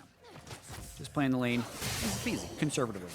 Well, immediately, the top lane skirmish, the matchup here is just back and forth. This is honestly a little bit of a Echo favorite matchup when it's AP versus crit chance. Has a lot more ways to just heal himself and get out of there, and you're relying on landing your knockup as Yasuo. But when it's all tank, Yasuo actually has a fair edge. See how Impact takes to this matchup. The Shen one obviously not working in his favor, but as the analyst has said, bring a little more damage to the table this time so he can be more impact, if you will. Yeah, and I actually think that the Gnar ban that Immortals picked up after Game 2 is incredibly crucial against Cloud9. It has been that all-around great champion for impact. They first pick it for him whenever they can. Not everyone ever, but most of the time, when they know that it's something that is not contested, they will take it. It is a high-priority champion for impact in the top lane. Oh, man. Jensen. Take a rock back. Pobelter's been hugging that top side. Oh, Adrian. Like Jensen just gives it right back to him. Adrian one away from getting locked down. So it looks like Cloud9 fighting back with a bit more force here and able to with this bottom lane in Game 4. Yeah, really getting the lockdown on the crowd control. The early laning phase, though, for the Yasuo and the Echo isn't really much different than if they were still the assassin-type builds that we used to see matched up in the mid lane. I do think it is a little funny, actually, that this used to be like the epitome of skill matchup, the two assassins that would give like the highlight duels, the AP Echo versus the crit Yasuo, and now it's like the two bruisers that fight each other for 45 seconds. Like, that's what it's come down to. Yeah, you realize at 20 seconds who's gonna win, and then that person has to start running. Teleport really early on, to save this blue for the Rek'Sai. Not much different than teleporting to the turret. He's going to lose a few creeps, and now if he gets chunked out, that'll really hurt him. gonna have the shield and the stun up here. Actually, a flash in for Meteos. They think they can fight back on this one. They have the damage onto Huni. He has to watch out for Grump aggro as well as any other aggro. They both peel out of that one, but Summoner is spent on both sides. And this is a kind of big too, because that's both summoners from Impact, whereas Huni still has a teleport, still has his flash available, and it's a healthier ReignOver who can still invade the jungle. Yeah, and this is Gragas trying to go in onto the Rek'Sai and doing it successfully. This will also extend his blue buff, which can really power his clears, and maybe even give him a decent CS advantage over the Rek'Sai. Adrian? That is gonna be a hit. He gets the heal out, saves himself. Beautifully done. And WildTurtle held his heal as well. So good composure there. A little scary. They don't even have to blow any summoners on that. He still has the exhaust if they do go for the dive, so that'll stave off C9. Impact having a bit of trouble in this lane, but more so, Huni's just aggressive. The CS still looks all right. Yeah, Impact had to use all of his corruption potion stacks just to stay, and then he realizes he's gotten harassed out so far. He's going to lose a lot in that top lane and be in a pretty large deficit. A little bit like I thought was going to happen to Immortals there with Adrian being low, but they've actually been able to stave that off and keep WildTurtle in lane with what looks like a pretty easy recall back for Adrian. Yeah, and this is a wave that's freezing towards Huni. So not only does he get to even have the option of pushing it to the turret and denying CS, he can just have this freeze on himself. The invade from ReignOver that prompted the teleport from Impact has some pretty far-reaching consequences in this game, because not only did we actually get the steal for ReignOver, it applied the teleport advantage and has been a direct consequence for about 15 unanswered CS on Huni. It's essentially equivalent to a kill. Yeah. Oh, you can also see this game, just for the Yasuo players, maxing E first instead of the Q, which he was maxing before. Right. Going for a little bit more mobility to try and dodge things and keep up with the Echo and apply some magic damage on top. Still tanks, but still play that mechanic fight as well whenever they can. As they level themselves up, still going to be pretty brawly. Oh man, almost double his CS already. There's a lot of creep damage there, though.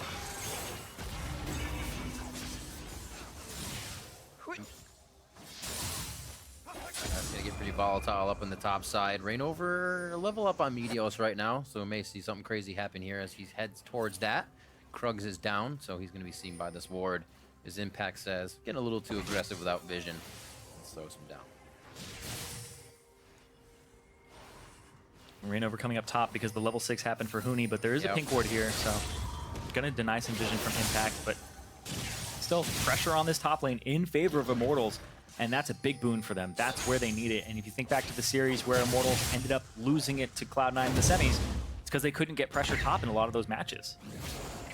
Yeah, and it's the Mortals you are used to seeing, although Huni gets interrupted on his recall. Nice prediction there by Impact, because they had cleared the wards in that brush, and Huni was trying to get that early recall off. He needs to go back to base to convert his gold advantage over Impact.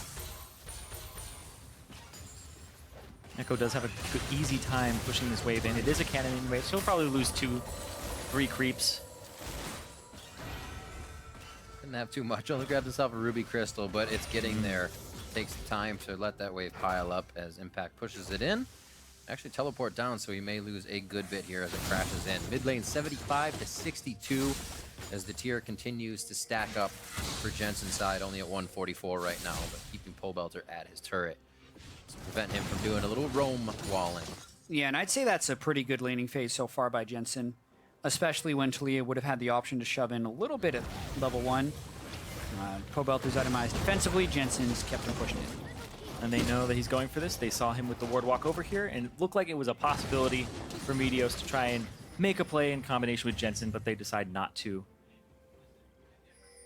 And there he goes, just walking up. And we talked about when Meteos was keeping even with ReignOver, with Gragas versus Nidalee.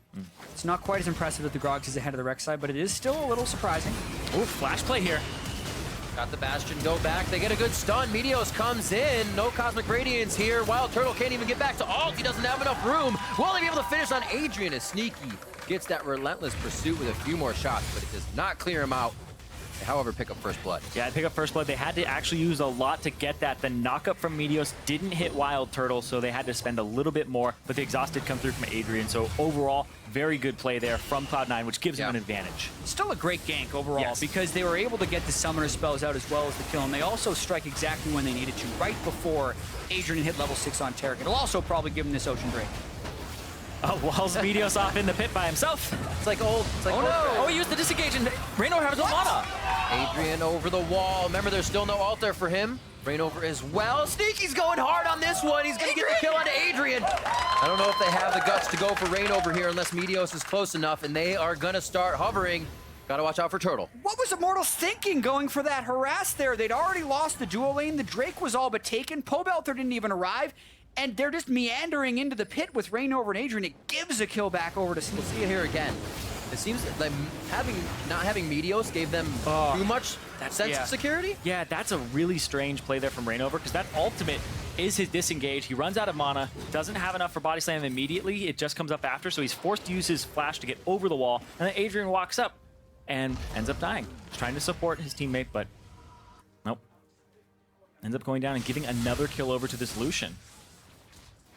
Yeah, that is really tough for them.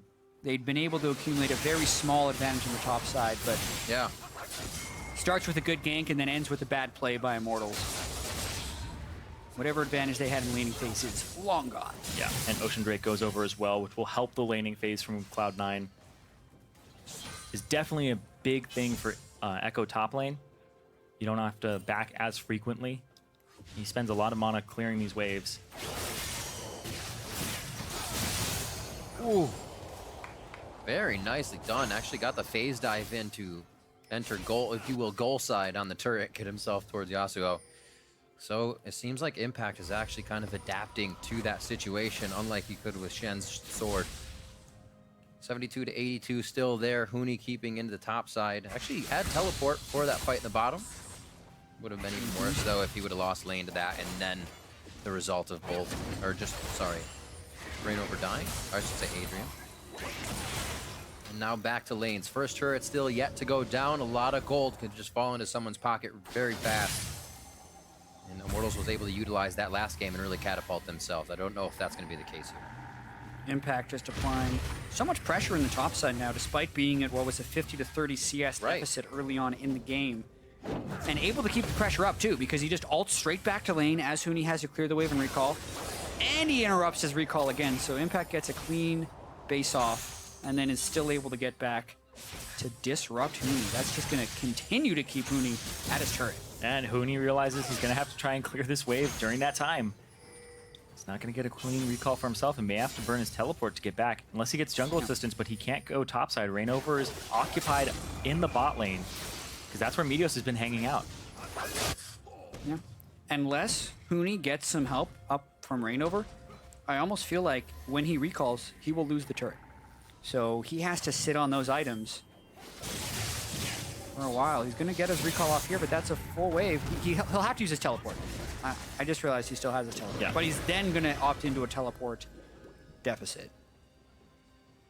And you can see the CS being caught by Impact very quickly.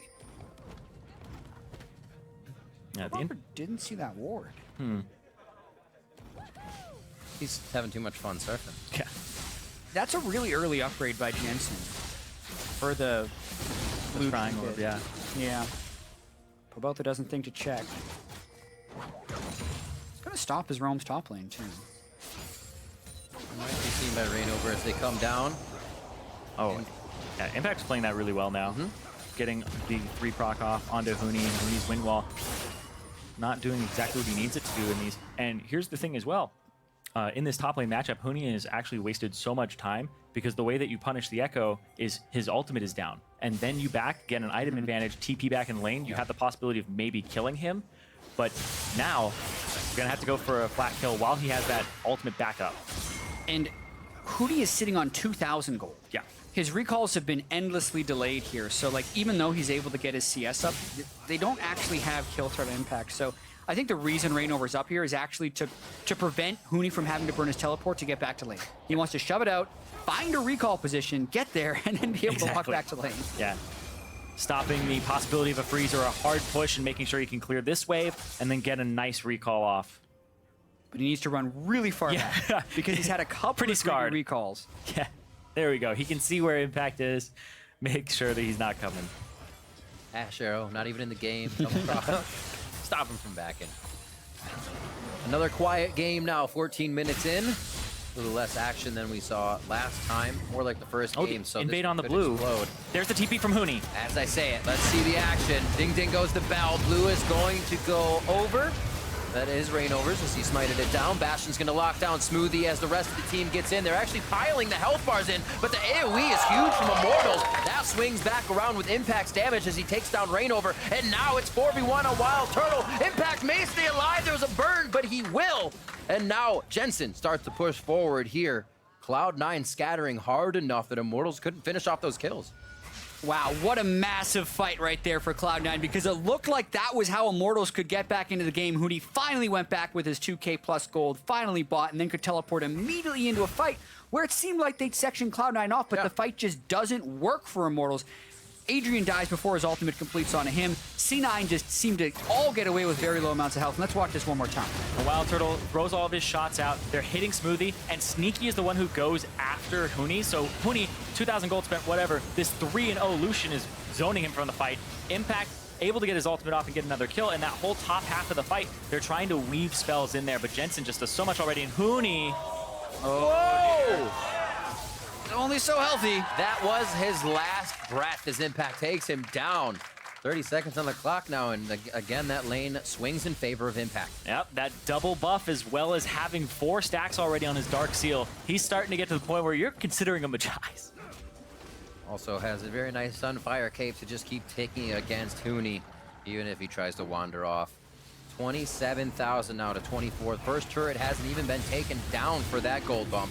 And now Cloud9 is starting on the Infernal. Perfect Drake for them to have at this time as well. Uncontestable with the way Immortals is right now. They're also going to lose that first turret to Impact, and things are looking really good for C9 and their chances at Worlds. Yeah, and if Immortals can no longer duel in the top side, that is a big deal, because that mid lane as well, you just saw that exhaust go down. There's so much pressure here from C9 that, oh yeah, he was half HP trying to get a good back. And Impact has flash too, and Huni doesn't, so no minions to try and outplay on for Huni. Just incredibly greedy by Huni. He recognized he shouldn't have been shoving that wave, gives another kill over to his lane opponent. It leads to the turret, so that's almost like giving 2.5 kills worth of gold over to him just like that. We talked about how when Immortals falls behind, they tend to make some very aggressive plays to come back into it. They made that aggressive play to try and stop the C9 invade, and the cost of that was massive. It's now 4,000 gold at 17 minutes, and they have to be able to come back if they want their season to continue. Like Huni with that lane pushed up, doing a little ward clearing duty as well as vision setting, but still, Cloud9 not in any position to be ganked with themselves in the lead here. They're pushing up slowly, they're not going past their boundaries and really not leaving Immortals any openings here in this, I'd say, almost mid-game now that the turrets are starting to gold down. Bot lane will be the final outer one, or sorry, second outer one here, as mid lane will be the focus now for Cloud9. Now those early kills that went over to Sneaky really helped him out. He's able to abuse that and get some items, power spikes a little bit earlier, have a 30 CS advantage, and then that transition into the turret eventually. And right now, Impact gonna try to stun. Getting Pobelter slash, very nice phase dive and parallel convergence there. Pobelter has to respect it, so you can see now Cloud9 starting to flex their muscles a bit. Not really having a minion wave, but still trying to dish out big damage. Yeah, Cloud9 already killed the outer turrets in the top and the bottom lane. They're now rotating towards the mid lane and just trying to shove down as quickly as possible. 5,000 gold is the lead right now, and they're still looking to extend it. They have been closing games so well, and it's on Immortals to try and make a play. You're going to have to against Immortals. They're the one that can turn a game around on its head. Here, Cloud9 looks to put the nail in the coffin a little bit more. That's going to be Pobelter down, so they're missing quite a bit of DPS in the fight. Now on to Adrian. There goes the support. Huni's the last bit of damage they can really muster up here as Turtle is not there, and they drop him as well. 9-1, 18 minutes. And an absolute disaster for Immortals. They give up even more off of a play that they were trying to make, and now Cloud9 are in a prime position to start start gaining an even larger advantage and moving closer to Worlds. WildTurtle was not even with the team when they went for that play, so they opt into a disadvantaged fight just from a numbers perspective.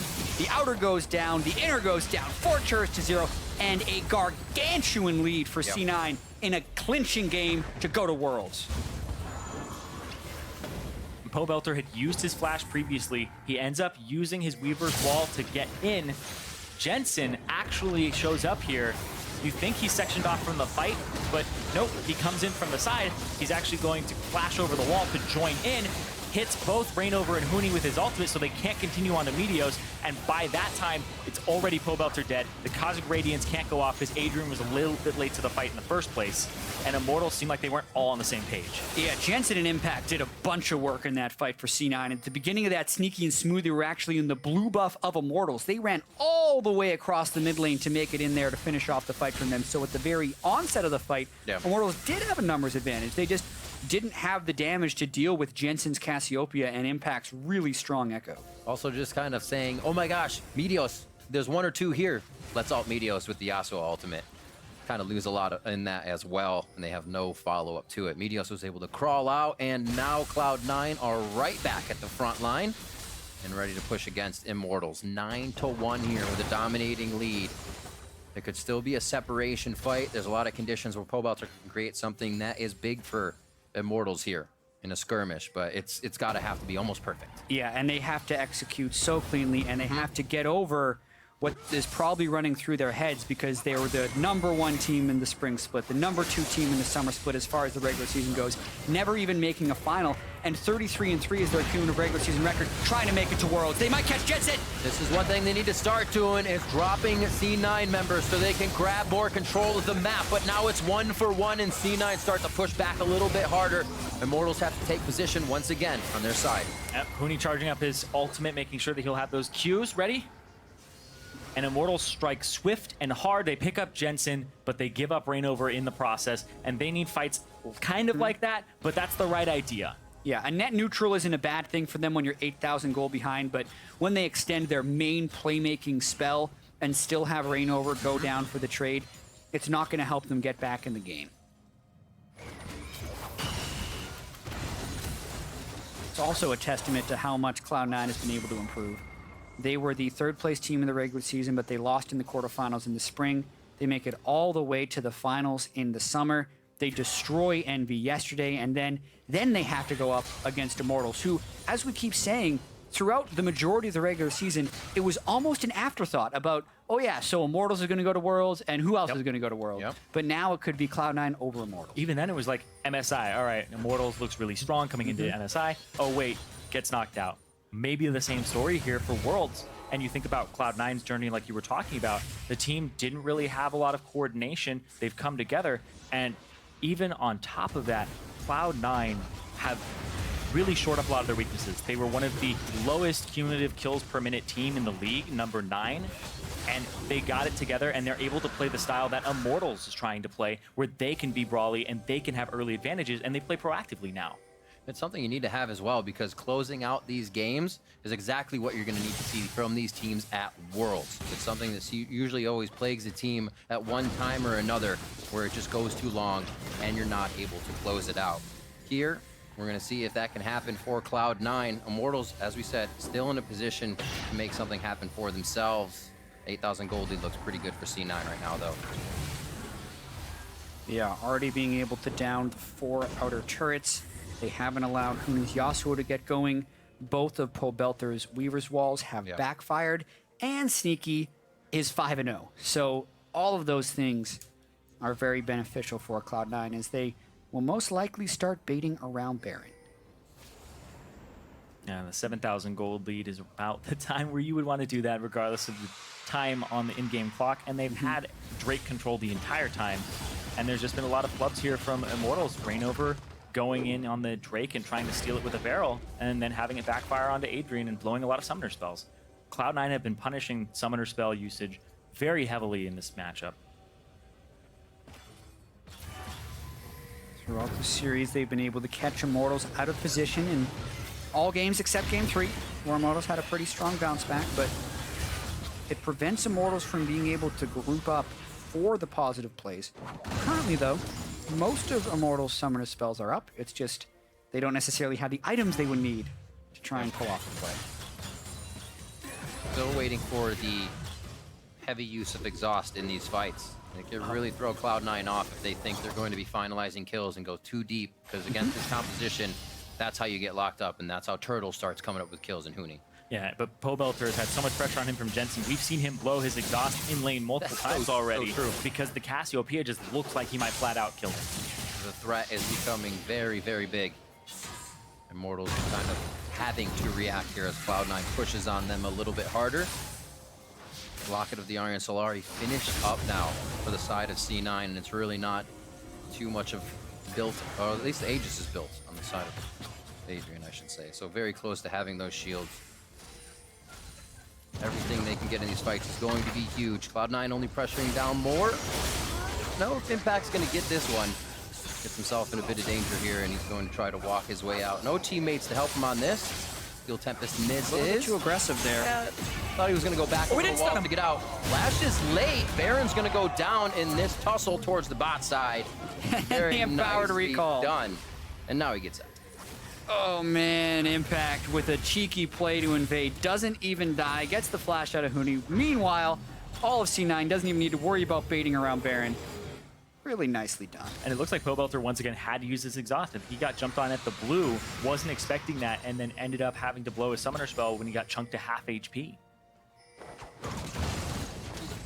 He also had to kind of abandon the scene of the crime and back up. Thought he might die there, whereas Huni maybe could have used a little bit of help, but the Baron was being taken simultaneously, and that's something Cloud9 have used a whole bunch. As soon as more than one person is on Impact, you can go take an objective, no problem. He's really good at stalling and wasting your time.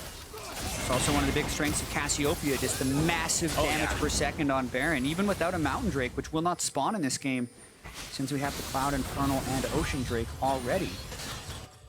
Still kill it extremely quickly, and now there's just not the wave clear options that Immortals would like. Looking like we're going to see more turrets fall for Cloud9 unless Immortals can pull off a miracle. Abilities used.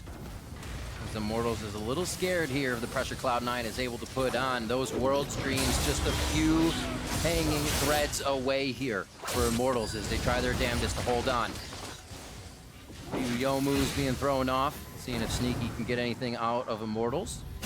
Looks like they are happy to just stay and stop the siege for now. Again, this top lane fight back and forth. It may be going in Impact's favor this time, and he does take down Huni. That's free time. That's what Cloud9 was waiting for. They don't even have to wait for the pressure. It's taken to Immortals. Pobelter's gonna try to finish what Huni started. Does he have it? Parallel convergence? No. Not gonna be able to come out and help him. That's Pobelter pulled away, however, and they're on the inhibitors. Yeah, maybe more. ReignOver getting locked down. They tries to throw down the Cosmic Radiance, but it's too late, and it doesn't get Turtle either. He goes down, and it looks like Adrian is left alone here as Pobelter has to get back from the other side of the map. Adrian close to going down, and so is their Nexus. And they might be going after these turrets right here. Sneaky flashes.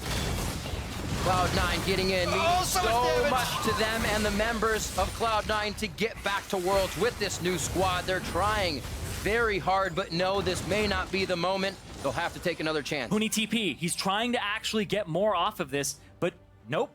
Yeah. TP's in and just runs away. He can't do it. The ward was not even nearly deep enough. It seemed like C9 was a little impatient there. They wanted to get on the plane. They wanted to start their boot camp for Worlds, but they didn't have minions. They had to wait. C9, they knew they had a 3 versus 4 on this one.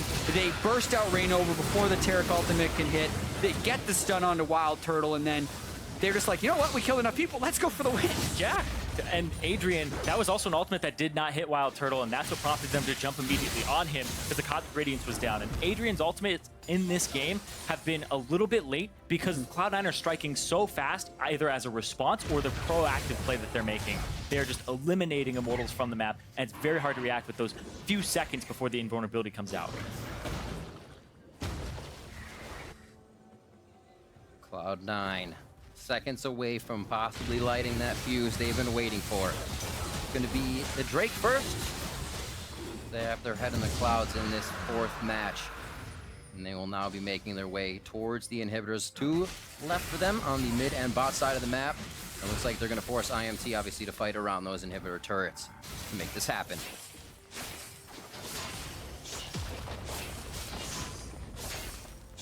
Not much Immortals can do right here. They really don't have... You can see already, Impact was able to solo out Huni. Yeah. Pobelter wasn't able to snowball the game. Jensen's Cassiopeia is a monster. And that's not even talking about the guy with the most kills, Sneaky. Already with that mid-game power spiking build completed. Really looking to shred down Immortals. An inhibitor already down. They don't have the Baron, but that doesn't mean they're not looking to make a play. Yeah, Jensen, very fed right now, as well as Sneaky, those 2 damage dealers, very high up there. And then the split push build is online from Impact. Like, Immortals right now have a lot of work to do in terms of stalling. Yeah, the next Drake is Infernal. They could actually get their 5th Elemental Drake if they wait. Baron would only be a few minutes after that. If they're looking to initiate, they might want their Summoner spells. Meteos would want to be able to flash on Burrow to get a priority target. So besides it being an ace, I actually may not have time to describe what the fight would look like. Cloud9 may be forcing Immortals' hand in that sense. It looks like they back off for now. What would be the perfect fight for Immortals here? What is their entry into a fight, or is it waiting? The perfect fight for Immortals is being able to kill Jensen before he can get any damage off. And it's even better if they can get Jensen and Sneaky into knockback. But then the question with the knockback is, like, where's their actual follow-up burst afterwards? Because I'm imagining a world in which ReignOver ults both carries backwards and Huni then ults on top of them. That might not actually be enough burst to kill both people. If it was, though, that's the ideal fight. It pretty much has to start with ReignOver, CC chain into Yasuo into Taric, and just kill both carries right away. Oh. They actually do have a fair amount of CC here, and you can throw in the Talia and the knockback on that. And WildTurtle, he actually has the largest disadvantage and discrepancy between himself and Sneaky. It's about 4,000 gold right now between the two of them, and he's the one that needs to be bringing that consistent damage in the team fights right now. So you're talking about maybe they'll kill 1. It's very hard to kill 2 with the state that the Jhin is currently in right now.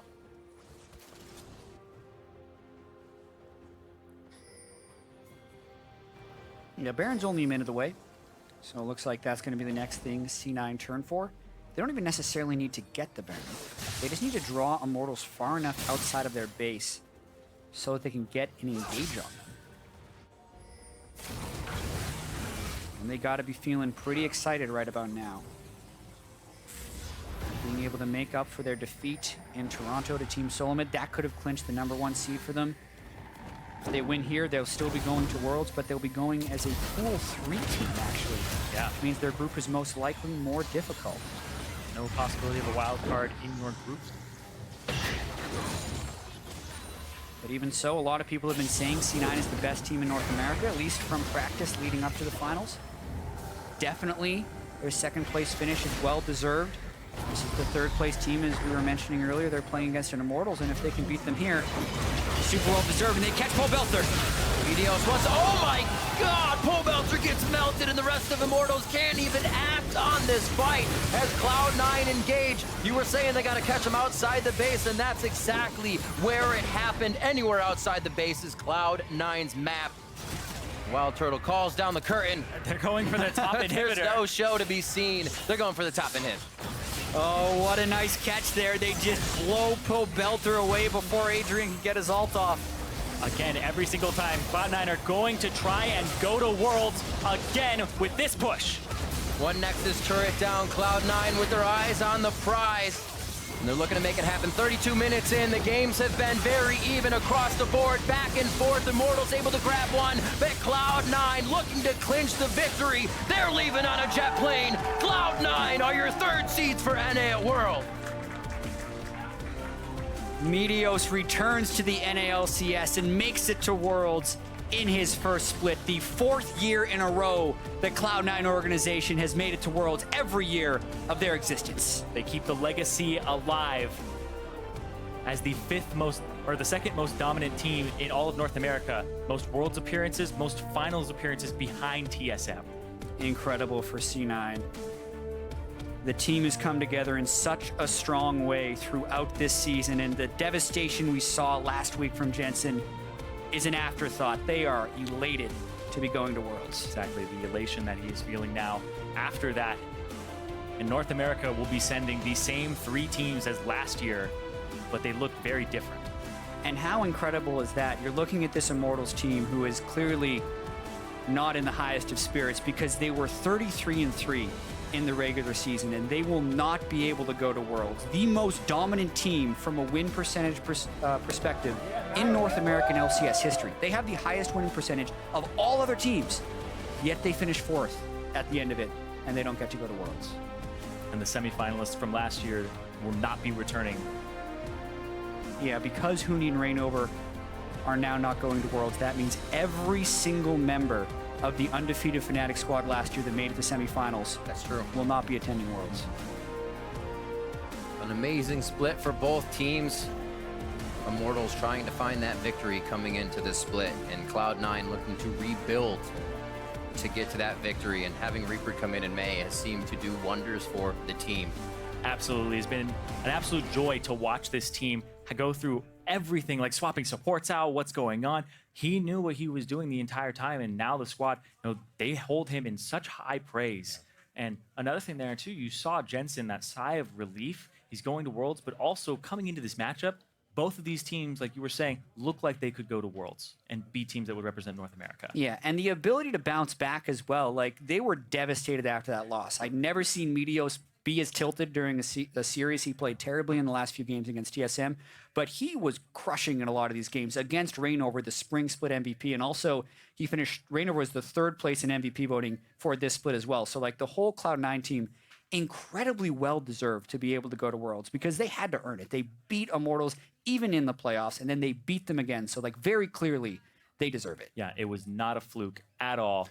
And they showed that they are your 3rd representative here, that they deserve it, that they put in the hard work, and that honestly, the organization having to rebuild multiple members, new coaching staff, trying things out, it has paid off for them. And now they're ready. They already feel behind. Getting on a plane tonight to go over, join TSM in the boot camp, and try to see what they can do at World. It's going to be an amazing task for them, for all the NA teams to undertake here. Yeah. And it's been a pleasure watching them all place for the seeding at Worlds. Now for the player perspective on today's match and the road to Worlds, let's head down to Dom for an interview with C9 Support. Thanks, guys. I am joined by Smoothie. First of all, congratulations on making it to Worlds. How does it feel to be able to follow up on the promise you made in Toronto? It feels really good. I intended to keep that promise, and I don't know, it worked out. Yeah, it certainly did. So obviously, as the rookie on Cloud9, making it to Worlds so quickly, what does this win mean for you as a player? I mean, I've been playing for a long time, and it just feels really good. I feel like I've at least met expectations for my team because they've all been to Worlds before, and they've all been like really good in the past. And this is my first time I can actually shine, so it feels really good to like meet their expectations. Yeah, well, certainly a great showing. And speaking of expectations, now you've made it into Worlds. Looking ahead, is there anyone you're excited to play against? I mean, obviously the Korean teams and like SKT, Rocks Tigers, and just like RNG. I think like a lot of their bot lanes are really, really good, and I just want to learn from them. All right, well, we're looking forward to see that performance in just a few weeks. But Smoothie, again, congratulations on the victory. Cloud9 to Worlds, everyone. We're going to send it over to the analysts to break that series down. And don't go anywhere, because we've also got a few words with a few more. Thank you very much, Tom. That's right. We will have another opportunity to interview some other members of Cloud9 who just qualified as the 3rd seed, as I lose the paper, as the 3rd seed to the World Championships for NA here in 3-1 fashion over Immortals. In this 3rd game, right back to where they were at the first 2 games of the series, responding in kind to that Yasuo pick in the top lane, the Echo, much more impactful. Right, they just put, Impact back in a situation where he's able to make plays. It's not as much of a hang on to lane phase farm and then, follow with an ult. He can actually take over, and once he had a couple advantages, he started getting the solo kills back onto Huni. And then make sure they have a solid bottom lane. You have Lucian Braum able to dominate the laning much phase, stronger. And it's so much easier to transition. And I think that they went into this draft, Cloud9, knowing that the Yasuo pick was a big possibility. And by taking the Braum and the Lucian, those are the 2 toughest AD carries for a Yasuo to deal with, because Lucian's so difficult to actually get on, the repositioning from his dash, and then Braum on top of everything. A Yasuo that is in melee range, as soon as Braum attacks you, you're probably going to die. Same with Rek'Sai, too. Just unburrow as soon as he tries to dash around you. I want to take a look at our first clip here. It's going to come 14 minutes into the game. One that we thought looked to be going in Immortals' favor here, but ultimately Cloud9 will come out ahead 3-1. I mean, it's this kind of thing where Immortals isn't quite all on the same page. Adrian gets a little far the rest of his team. Huni's on the backside dealing with Sneaky, and then this ultimate doesn't actually finish channeling onto anyone. If that managed to keep the rest of Immortals lineup healthy, they probably can win this fight, but then, like we said, it's 2 just joined in. Right as Huni goes out, Turtle flashes in, they're able to pick up a kill onto him, and just kind of opened the game up. And from that point onwards, it was just Cloud9 taking over the entire game. You know, in the early stages, we were a little bit worried. Maybe it could go to game 5.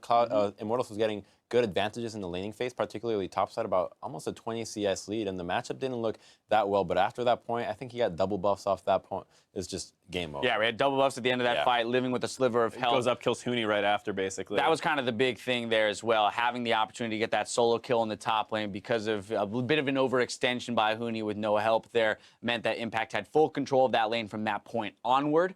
Was able to harass pretty well as well with that Ocean Drake, allowing him the opportunity to regen in lane between harassment. I want to jump now ahead to 18 minutes in the game, 3-for-0 for Cloud9 rather around the red buff, and this kind of seals the deal.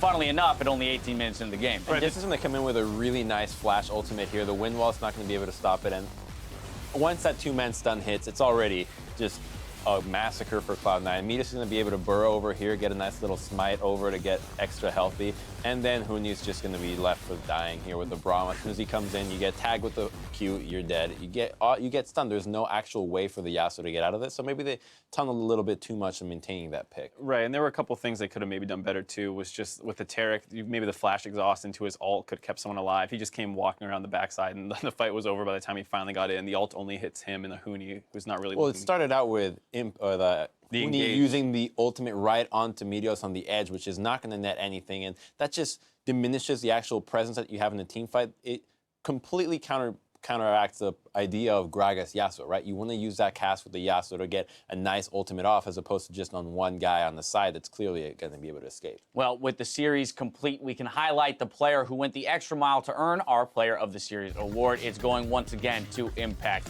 What is there to say other than this guy has been a monster all playoffs long and didn't disappoint today? 2 massive performances on Gnar, solo kills left and right, and a great showing on Echo in Game 4, showing once again that he's a force to be reckoned with, returning to form as he was in Season 3 as a world champion, getting his opportunity as well to return to that world championship, but this time with a new roster. The question will be, how can Cloud9 perform? Will they perform at Worlds as one might expect a former world champion to do? We're going to get an opportunity to look a little bit more at the highlights, but here I have a couple victorious Cloud9 members in Meteos and Impact, as well as a translation help here as well. So, gentlemen, we've qualified for Worlds. Impact, my first question is to you. This is the first time you're qualifying for Worlds since you won the World Championship in Season 3. What does it mean to have another opportunity to make a run for the title of Best in the World? 자, 이제 시즌 3에서 승리를 한 이후에 처음으로 로드컵을 가진 거잖아. 이제 북미에서 진출을 하게 됐는데 이게 기회가 너한테 어떤 건지,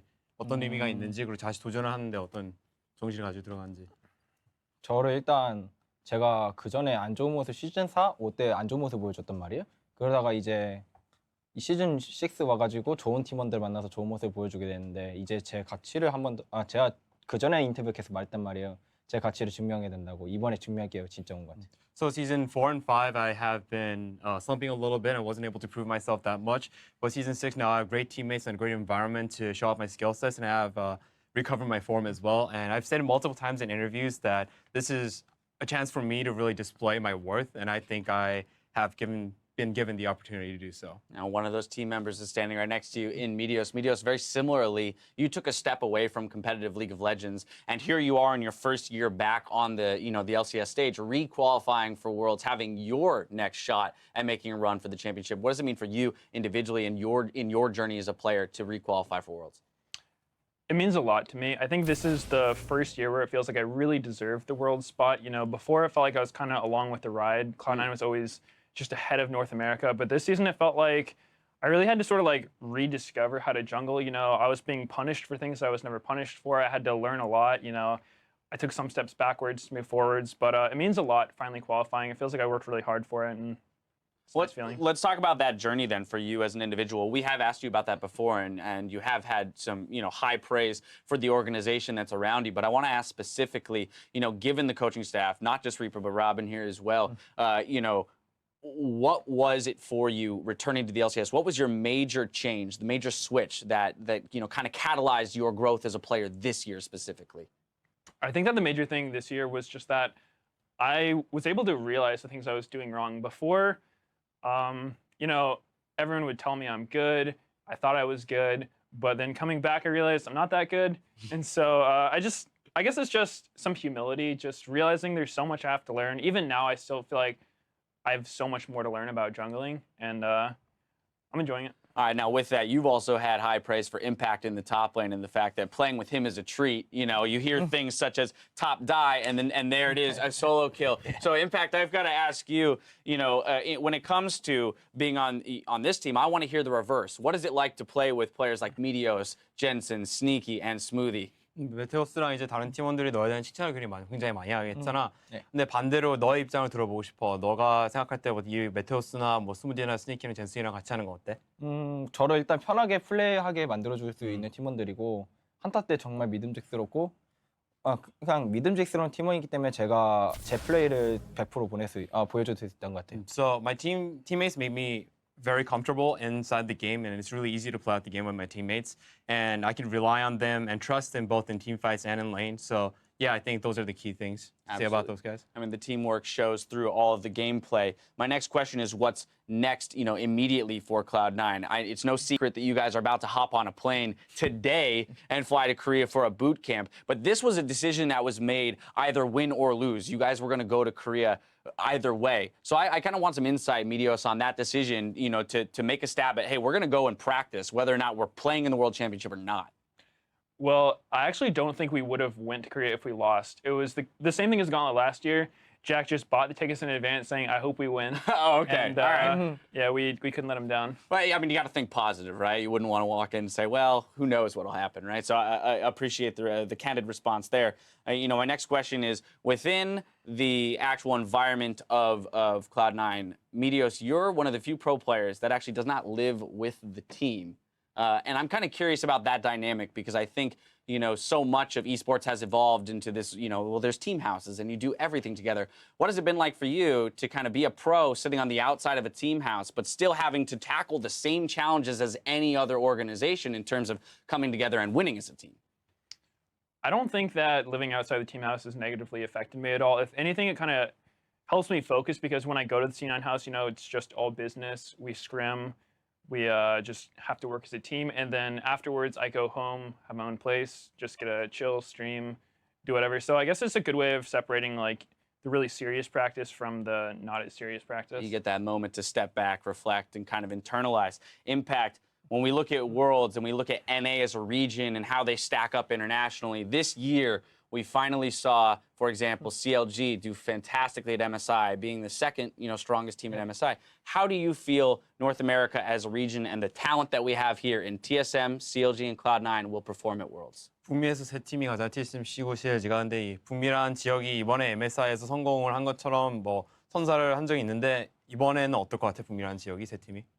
북미 팀이 팀 운영적으로도 발전 많이 했고 그리고 피지컬은 솔직히 그렇게까지 밀린다 생각 안 들어요. 그래서 충분히 경쟁할 만할 것 같아요. So I think NA teams have improved dramatically in terms of their macro play, and in terms of mechanics, they are not that far behind either. So I think they'll do fine. All right, my last question to you, Impact, is that as you are moving on to the World Championship to compete for North America, I want to give you the opportunity to say anything to, you know, the fans and supporters of Cloud9 and NA as a whole before you guys make your trip there. 북미 지역 전체랑 시구 팬들, 응원해준 사람들을 위해서 마지막으로 하고 싶으면 아무거나 한마디.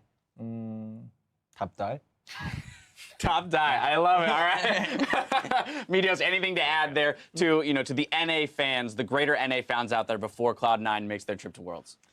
Oh, well, I just want to say thank you to the fans because our split wasn't the cleanest. You know, we had some rocky moments, but I feel like we've worked really hard, and there's been a lot of support behind us. It feels really good. Even when we lose, you know, everyone's saying you'll get them next time. So just a big thank you to the fans. All right. Well, you guys much deserved qualification for Worlds. Once again, I want to thank you, Meteos, Impact, and Robin for help on the translations and wish you the best of luck in your Worlds run. Now, as we bring our analysts back onto the desk with the NA Regional Qualifier complete, we can finalize our roster of World Championship contenders. 3 teams from each of the 5 premier regions have qualified. 2 teams from the IWC. You can see here the pools on your screen. Rocks, EDG, Flash Wolves, and TSM all at the top of the pack with their first place finishes, and Splice, Cloud9, joining Pool 3 today. Worlds will start with 4 total groups, 1 team from the top and bottom pools, and 2 teams from that Pool 2. So gentlemen, now I turn back to you. We've got our 16 teams locked in. How are you feeling about this with the seeding involved? Spicy tournament. Yes, Pool 2 looks crazy because, as we know, Europe lost their spot in MSI, so you see G2 in there with the other people like SKT. It's an insane looking Pool 2 when you're normally used to seeing like the very best own, like, I mean, there's so many good teams. Even now. Pool 3, you have Splice and Cloud9, both of which went to the finals, so technically they could be the second best team in the region, and the pool might be a label that is not necessarily indicative of the skill of these teams. Very much so, and then you look at things like SKT being the 2 seed out of Korea, yet they lost to KT. KT loses to Samsung, and so in terms of relative power there in LCK, with those teams coming out of that region, I think it's very hard to judge exactly where everyone stands. So really, I think it's just shaping up to be an explosive group stage because it isn't necessarily so cut and dry. Right. I mean, usually you see Pool 1 is like the clear-cut best teams in each These region. guys will all go to the quarterfinals. I mean, that might not happen. It could very well be the only Worlds that you look at and be like, this guy is a massively clear favorite in this matchup because it's such a developed style that all the regions have adopted that a lot of it came from mimicking kind of Korea, making sure that they are up to par in the actual macro. And now that the macro is kind of there, as Impact had mentioned, how do they stack up? This is kind of like the first time where we get to see these teams compete on as close of a playing field as it's ever been. And I think the thing that people are going to get really excited about is the fact that we see a lot less lane swaps now, basically none. So you'll see these individual matchups where you get to see just how good is Impact, not how well does the team move around him, is he a great team player? It's can he actually just stomp everyone at Worlds? Because no one seems to be putting up enough of a fight. Well, so let me ask you this, and it's unfair of me to ask you this because we don't have evidence. But I will ask you the same question I asked Impact in that, okay, NA talent, went to MSI, put up a great showing, second. Here we're moving into more international play, obviously with no international play evidence in the last 3 months. How do you feel, objectively, from your position, how do you feel the talent in NA across TSM, CLG, and Cloud9 will stack up against? I think at least semis. I think NA can make semis this year. I think that's pretty safe. I haven't watched a ton of the other regions, but there's one thing that I like, and it's that they really seem to know what they want to do, like most of these top teams for NA, and I think teams like C9 that let Impact just be a monster all the time. They have these like really well-developed play styles, and it's just about how they match up. Yeah, I feel like clarity is a good word there, where all of a sudden it feels like NA teams are operating with some sense of clarity around the map, right? We actually see conscious decisions to make rotations and create advantages, where in the past it's been very much in a reactionary style. We're moving from a fiesta to an organized dance.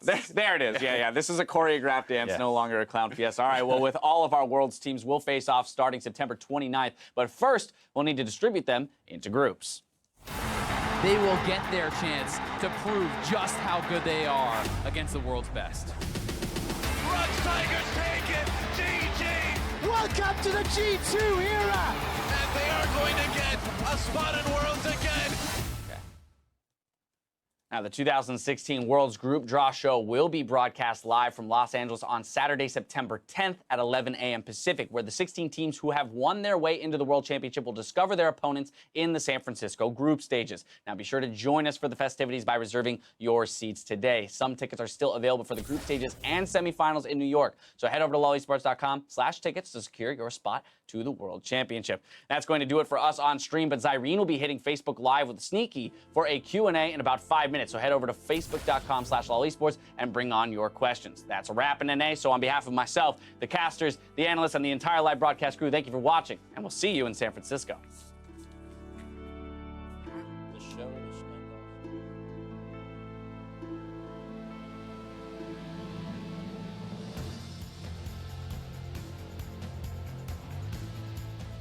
Who will be the final qualifier going to Worlds for NA? We're going to find out here in this best-of-5 series, Immortals versus Cloud9.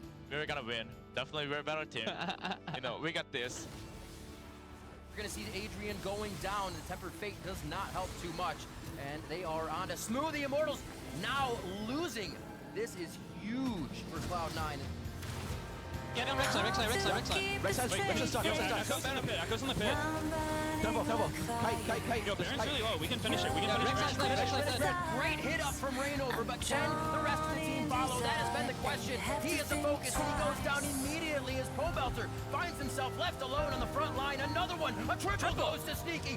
So what are you doing here, Meteos? Mix your mind. He's putting pressure on a Pobelter. Whoa, wait a minute! This was planned out forever! Oh, why did Pobelter stay? I'm just trying to finish the job, but in fact, looks like he wants to finish the job.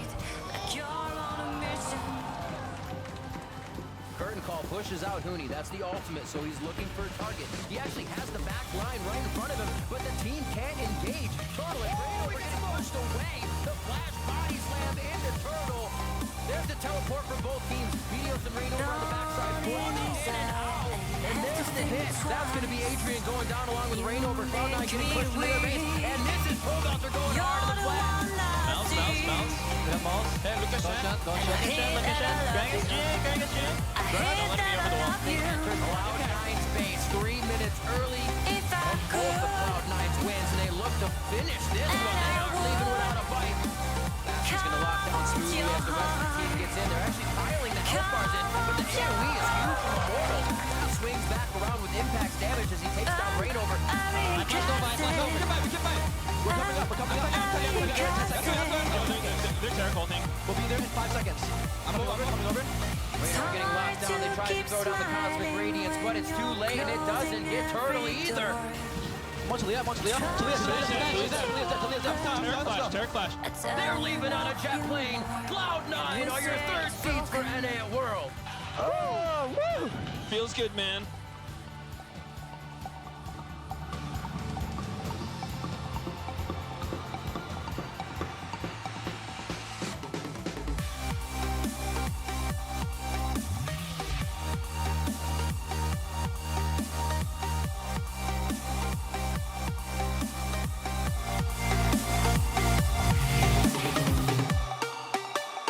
You make me weak. You're the one I seek. And I hate that I love you. I hate that I love you. If I could, and I would, carve out your heart. Carve out your heart.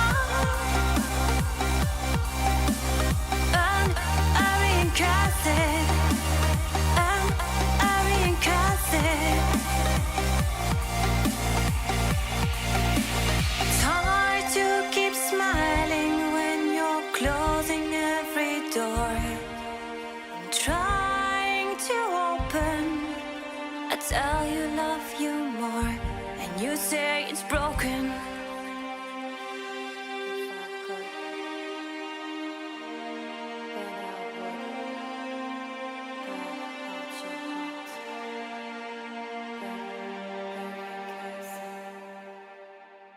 But it wouldn't mend mine.